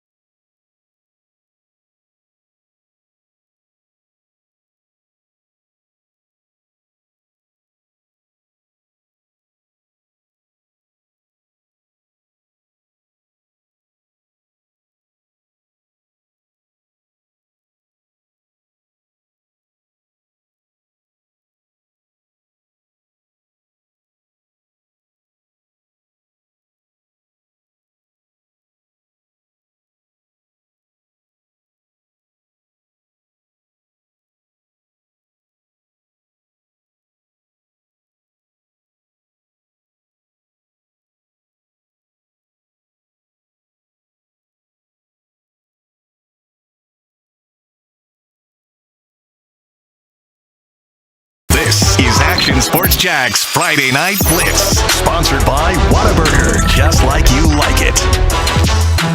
Favorite high school memory? Probably first time I ever stepped on a football field. The snapper threw it over my head, and I got smacked in the face. And I told my football coach I wanted to quit football after that. Now, we had Cam on the Jags Report Live Monday. He saw that picture. He was like, what? He was like 14 there. Hey, we have live coverage all day Monday Night Football in Jacksonville. Chiefs and the Jaguars. Can't wait. The Smart Play of the Week is brought to you by the FSCJ Manta Rays. All right, we're giving it to number 21, Jesse Carter for NFEI. Look at that little spin move. Stayed on his feet. That was impressive. I could do that on like a snowboard. I would tear both my ACLs into 7 pieces if I tried that. Well, there'd be a lot of plays like that for you. Probably. Look at that. That is Very really nice. good. Stuck the landing. Stuck it. That's a 10. Give it a 10. Very good. All right, that's going to do it for this edition of the Blitz. We'll do it again at 11:15. We got more bands on the stream right now, but here's the Beachside band. Thanks for watching Action Sports Jax Friday Night Blitz. Sponsored by Whataburger, just like you like it.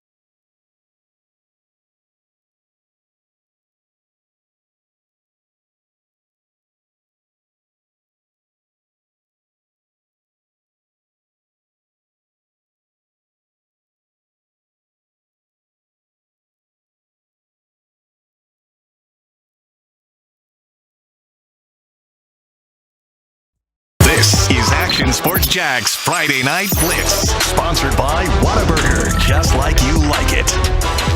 Listen up, guys. We have to continue to push. We're this close for it popping. Continue to push. Okay? Fire off the ball.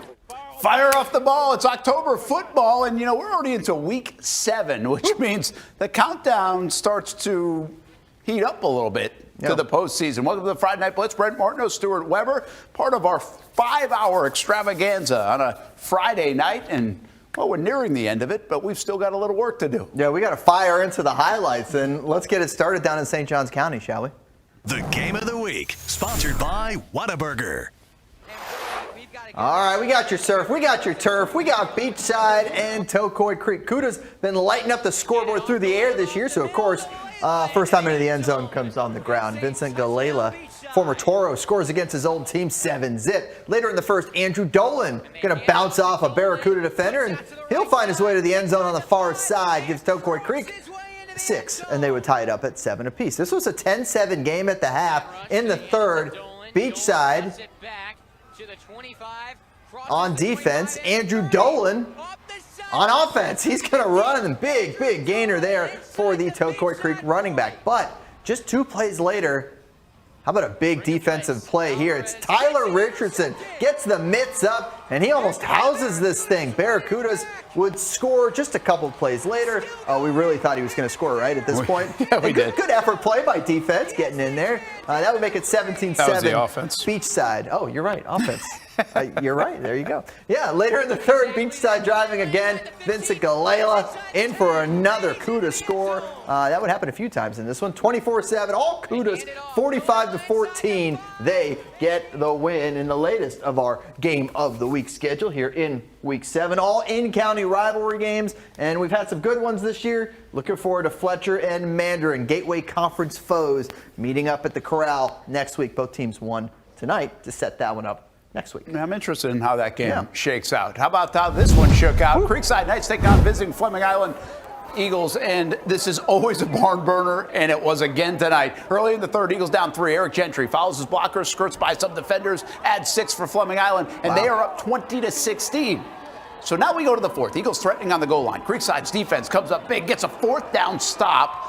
They would drive the length of the field and score. But a little bit later, 23-20 lead for Creekside. Fleming Island forces the punt. Fleming Island blocks the punt. Jarius Rogers not only blocked it, but he scores a touchdown. Fleming Island in the lead, 27-23, 2.5 minutes to go. Now really late in the fourth, under 20 seconds to go. Jackson Earl does it again. Punches it in, gives the Knights the lead, gives the Knights the win. And for the 4th straight year, Creekside beats Fleming Island in the final minute. 30-27 was the final. The Sandalwood Saints trying to get their first win of the season on the road at First Coast. Jarrell Sims for Sandalwood. Watch, he fakes me out here. Pump fake. And then he let it fly. Ooh, yeah, we got it. There we go. Receiver got it. I kind of got it. Kind of. Sandalwood takes the lead 7-0. Hey, kind is better than didn't. It is. The Bucks go to work and respond. Tony Kennedy over the middle to Jalen Pollard. The senior wide receiver breaks free into the end zone. Tie game. Kennedy had another nice night for the Bucks. After a turnover, First Coast got it back, cashes in, hand off to Aiden Coates. I like this run. Stays on his feet, cuts it back in, brings a tackler into the end zone with him. 35-25, First Coast over Sandalwood. Now let's go to Providence, shall we? Playing host to Impact Christian for a little homecoming for the Stallions. This game was dry in the first half, not so much in the second half. But you got a turf field there, so that's good. That's very true. first play from scrimmage. Andrew Wright out to Elijah Caldwell Hardy, and there's a reason he's going to Michigan State, folks. Impact Christian star player goes 75 to the house, and the Lions take the early lead. Ensuing drive, Josiah Payton, little Wildcat, keeps it himself into the end zone. He goes. Stallions go ahead 7-6. On to the next Providence drive we go. It'll be Jake Contner, and he's going to find Payton through the air this time for another Providence touchdown. They get the dub. 34-12 is your final score. Providence wins it. All right, let's keep it rocking and rolling. Atlantic Coast Stingrays taking on the visiting Ed White Commanders. Ed White coming off a heartbreaker from last week. Late in the third, Stingrays down 20-7. Here comes Kwame Green, takes it in for the touchdown, 20-14. In fact, they would score again to take a 21-20 lead in the fourth. And then here come the Commanders, down by 1. King Boylston takes it himself, puts the Commanders up by 7 after the 2-point conversion, 28-21. Later in the fourth, Rontrez Lloyd finds an opening, adds another Ed White score. They were down 21-20 in the fourth. They scored 4 touchdowns, and they go on to win it 48-21 over Atlantic Coast. Yeah, much closer than that final score indicates. Orange Park at West Side. Wolverines playing host to the Raiders, who get the scoring started. Gabe Taylor, quarterback keeper, into the end zone, put the arms up. That's a touchdown for Orange Park. Answer comes from the Wolverines, and it comes from Jamison Denson. He's going to go outside, and he's going to find some green grass. Some mud out there, too. Muddy day. He'll take it all the way for the touchdown, 6-6 at that point. But it is Orange Park who then scored the next 39. And they go on to win. Sometimes. 45-6 is your final. We'll be right back on the Friday Night Blitz.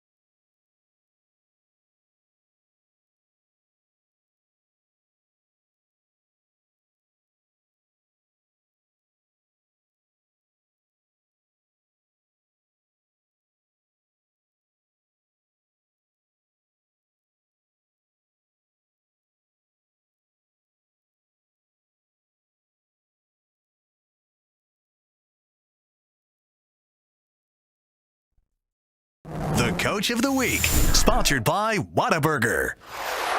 Whataburger, we want to present your coach as Coach of the Week.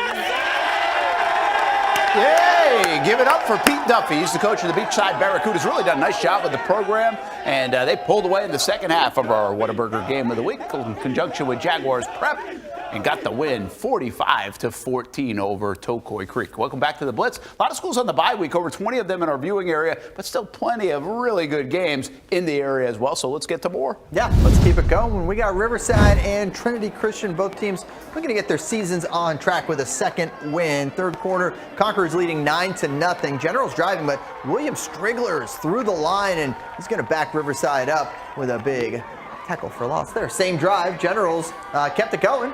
Jaden DeLawn going to take it himself. And he'll put Riverside on the board, just 9-7 at that point. To the fourth quarter.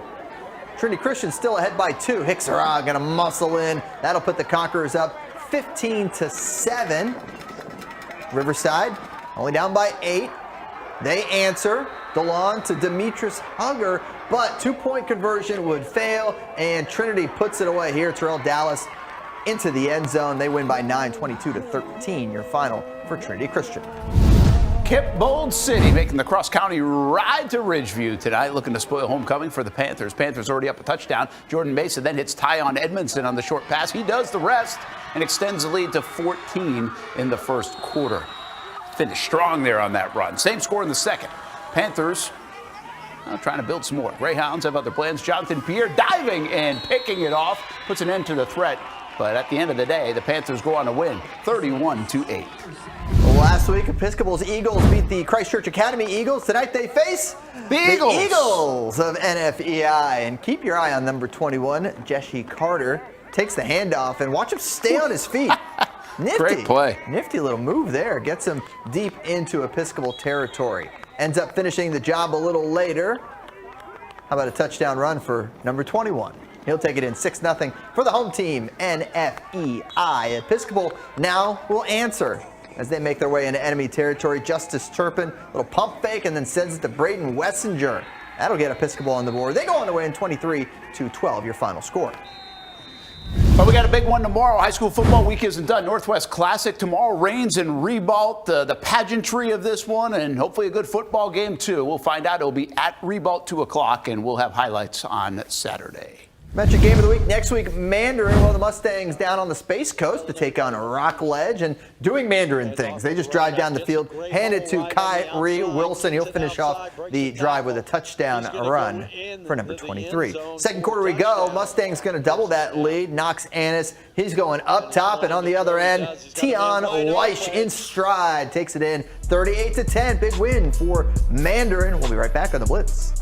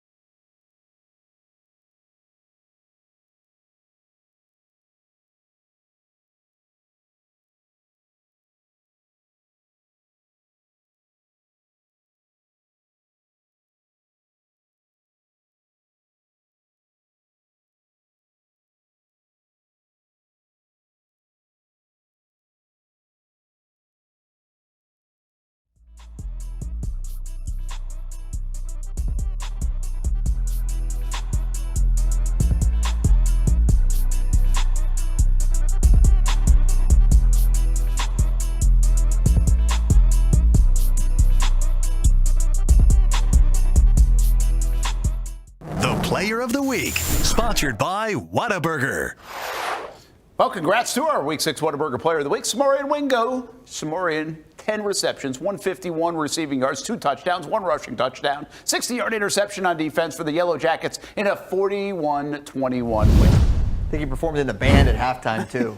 Hey, hashtag Battle of the Sunsets. Yeah, even Tallahassee knows. Bishop Kenny on the road taking on Rickards. All visitors. Gavin Hawkins to Gunnar Rogers, and he celebrates 14-0 Crusaders. That for college. Yeah, fumble on the kickoff sets up this tough run by Caleb Madison. By the way, Hawkins 10 of 10 passing for 6 touchdowns.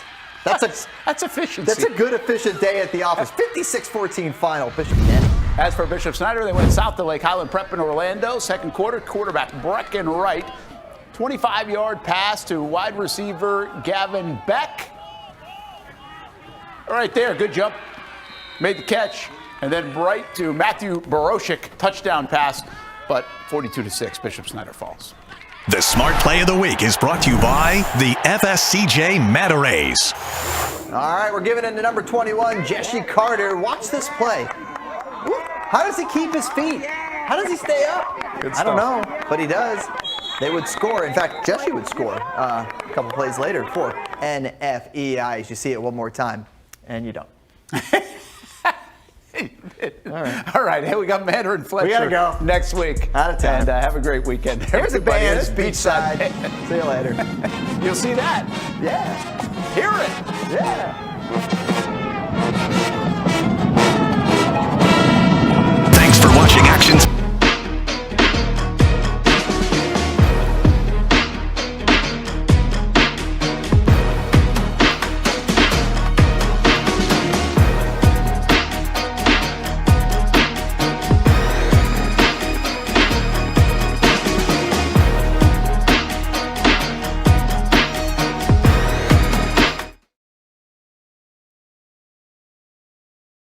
Back into the Friday Night Zone Blitz. I found this on the table. We got a Jags hard hat here today. They opened up the grand staircase at the stadium. Oh yeah, steps. I didn't even know what it was at first. Yeah, that's to be where this honest. came from. It was from the site? I think so, because they were wearing them this morning. That's pretty cool. Yeah. Yeah, I'm excited. Monday Night Football is going to be fun. Yes, Let's talk Chiefs. about Friday Night Football. Yeah, a lot of things happened tonight. Yeah, I mean, got to start with our game of the week, right? Yeah, Tocoi Creek, Beachside, was very competitive in the first half, I will say. Mm-hmm. Like, I honestly thought that game was going to go into the wire going into half, but the third quarter comes around. Tocoi has a bunch of, speed bumps, and it really hit them hard, and I think they're outscored 28-0 in that quarter. Yeah. That's not going to win you football games, and, hats off for Tocoi for fighting for a half, but after that, went downhill. Yeah, and I think that it was just came down to the turnovers in the end. Like, it was the interception with the big return down to the 4-yard line it ended up being. And then what it comes down to in the block punt is really when that game took a big time turn. Like, Tocoi could have come back after the interception. Yeah. But it was the block punt that really, that's when it got ugly. That felt like the dagger, and it just got really just worse and worse as that third quarter got on for Tocoi Creek. Felt bad for them. They, again, I thought they had, anybody could have been leading going in the half. That game could have gone either way after that first half. And then, again, just that third quarter rolls around. Tocoi has a few bumps. Beachside capitalizes over and over again. And just, again, it was like spiraling. It's just spiraling down. That's really what it felt like watching that. Big time win, though, for Beachside. That offense is good. Oh, yeah. Once they get cooking. And they got that run game going today. Yeah. I think they're a really pretty good football team. I think the most impressive part was probably their defense, because early on, Dolan was running pretty well, right? And to hold them to 7 and then make the big interception and then make some of the special. That's what they're going to have to do. They can score, is the point. So they're going to have to stop teams along the way. Remember, they had the big stop against Bishop Kenny. I referenced that earlier tonight. So they're making enough plays on defense because they can put it up. Yeah, with that, on the scoreboard. With that offense, that's all you have to do. Make 3-4 stops. That's it. Yeah. And that's it. And really, Dolan ran the ball well for mostly. At some point, there in the second half, it started getting predictable because they weren't throwing the ball. They just load the box. And stop the run. But, I mean, and even when Dolan was running it well, they kept him out of the end zone. They kept him from breaking. Like, his longest rush was 40 yards. It's a big rush. Yeah. But they kept him from getting points on the scoreboard. They were able to bend and not break, and that was the big thing. And that's also a young group. That's a young defense that has matured, and they're progressing, and obviously not the best performance against Bishop Kenny. You also caught a team that was coming off fired up after a loss against Bowles, but I think that's a group that's very good, and they're in the driver's seat right now after that win against Ponte Vedra in their district. They got Fleming Island, Middleburg, and Orange Park coming up. Those 3 games, I'd say Beachside's the favorite. Yeah. They're in the driver's seat. They win those 3 games, their tickets punched to the playoffs, and they got home field advantage. I mean, it's looking really good for them, and their offense is looking good. I mean, tonight they found their run game pretty well. They honestly leaned more on that for their win than the passing game, which was a little bit shocking to us. But at the same time, their passing game was working. It's just when your run game's working, why risk it through the air, So they were just running it very well. And, and hats off to Tocoi. That back over there, man, that kid can play. Yeah. That kid can play some football. I was very impressed with him tonight. And let's talk about Beachside's running back, too, as well. He went out there. He played a very good game, and how about that? He was Tocoi's starting running back last year. Yep. And transfers over to Beachside with his dad, who's the dean.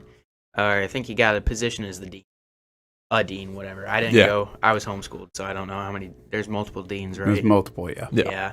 And then against his former team, that's probably his best game of the season by far. Yeah. And he really ran all over them. That run game set up the pass tonight for Beachside. It wasn't the other way around. And that offense was really impressive, and that's a dangerous team that that I'm really excited to see Nice versus Beachside last week of the season. That's a team that could end up going honestly 8-2, 9-1. Yeah. They are a very good football team. I'm really excited to see what they can do against a team like Nice. I think that's a really good matchup for Beachside. If they could pull off a win there, that would be a big statement win for Beachside and would definitely catapult their team a little bit higher and definitely the morale of the team. I mean, it's already great. It seems like great spirits going on at Beachside.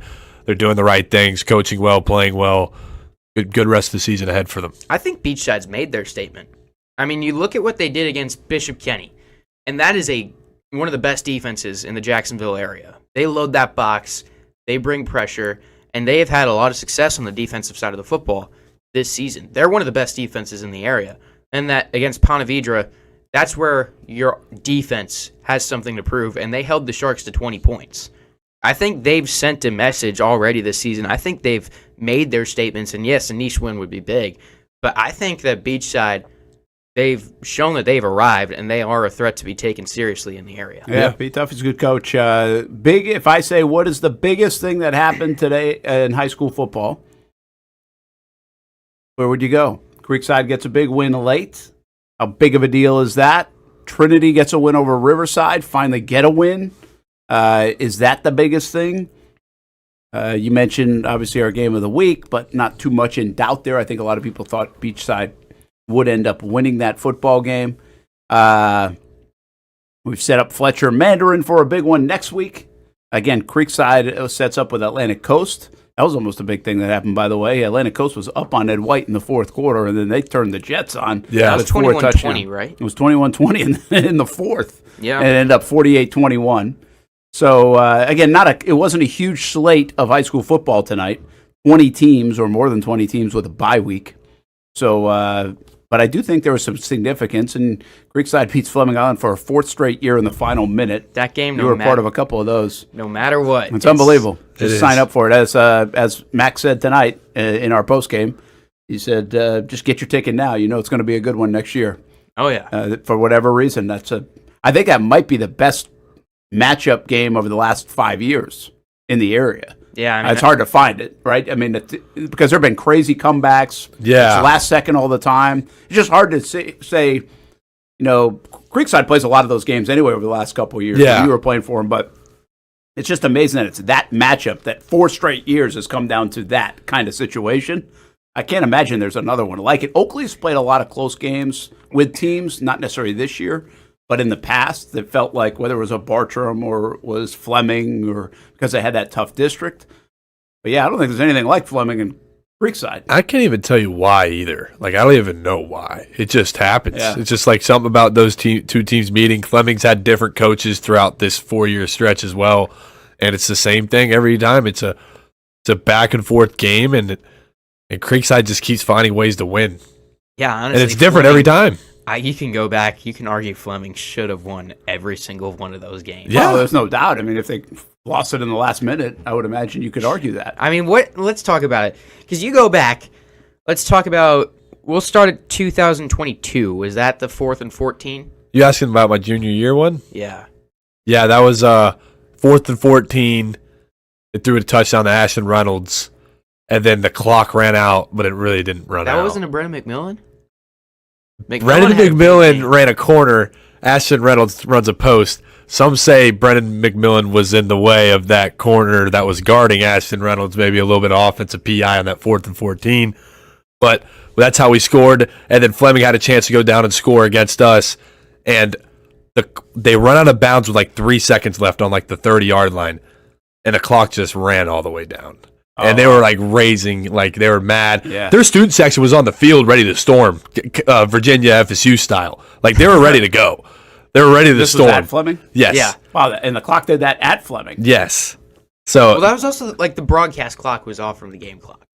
Yeah, there was a lot of happened like a lot in high school. But but like on the field, like the whole Fleming team's freaking out, like how'd the clock run out? And then like we're all sitting here kind of just like waiting for the ref to call the game or what. Like we weren't even arguing nothing. We were just waiting on the call. All the Fleming coaches, players, we had time on the clock. We had time on the clock, and they just wove it off, and that was the game. So that was how we escaped the first one. And then 2023, your senior year, was just what a game that was. Back and forth. Creekside, it looked like they were gone. I mean, you played in the game. You should explain it. Our defense was non-existent in the second half. I don't think we got any stops. Like, I don't think we got a stop. And Broughton is one incredible athlete. Oh, my gosh. That was the hardest player to tackle. I didn't want to tackle him. He was good, man. That was a good player. But I don't know. We scored last second again. Yeah, you got the ball last. So. Well, here's what happened there, because it looked like it was over. Like, Creekside was out of timeouts. All Fleming Island had to do was pick up a first down, and that game was done. Yeah. And then there was like 2 minutes to go.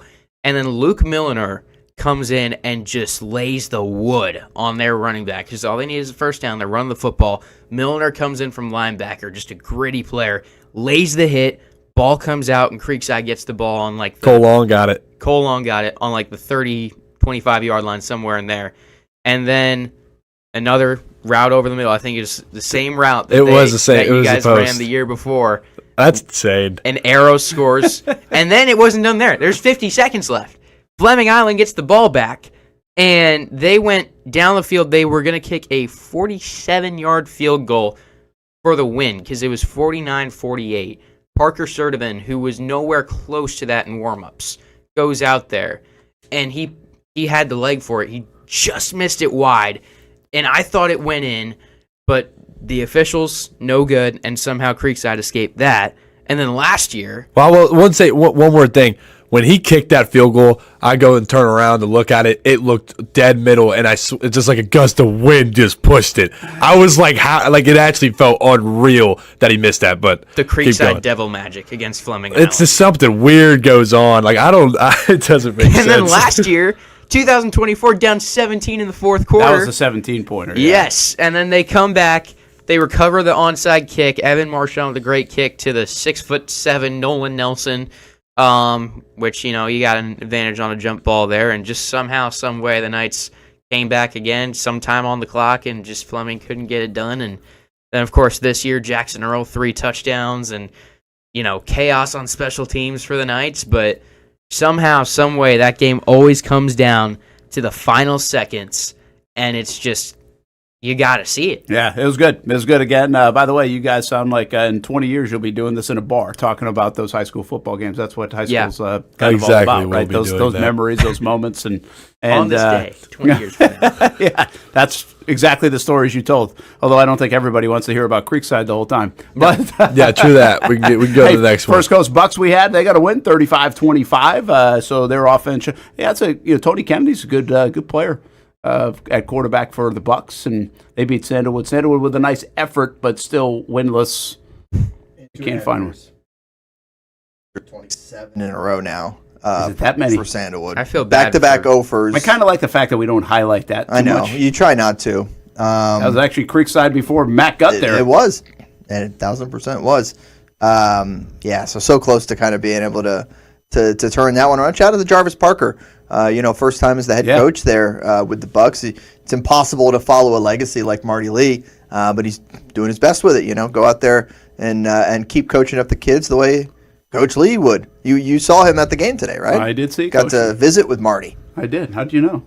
You said it on one of the many shows we've done over the last 5 hours. I thought somebody had a picture of me or something. No, you said it at some point. I don't know when you said it. I did see Marty today, but we're just talking Jags. He likes to talk Jags. He'll see you Monday night. Everybody likes talking Jags when they're winning. Think about this, though, tonight. The top teams in the area are Rains, Bowles, St. Augustine, whatever order you want to put it in, Nice, if you want to put it in, Oakleaf, all off.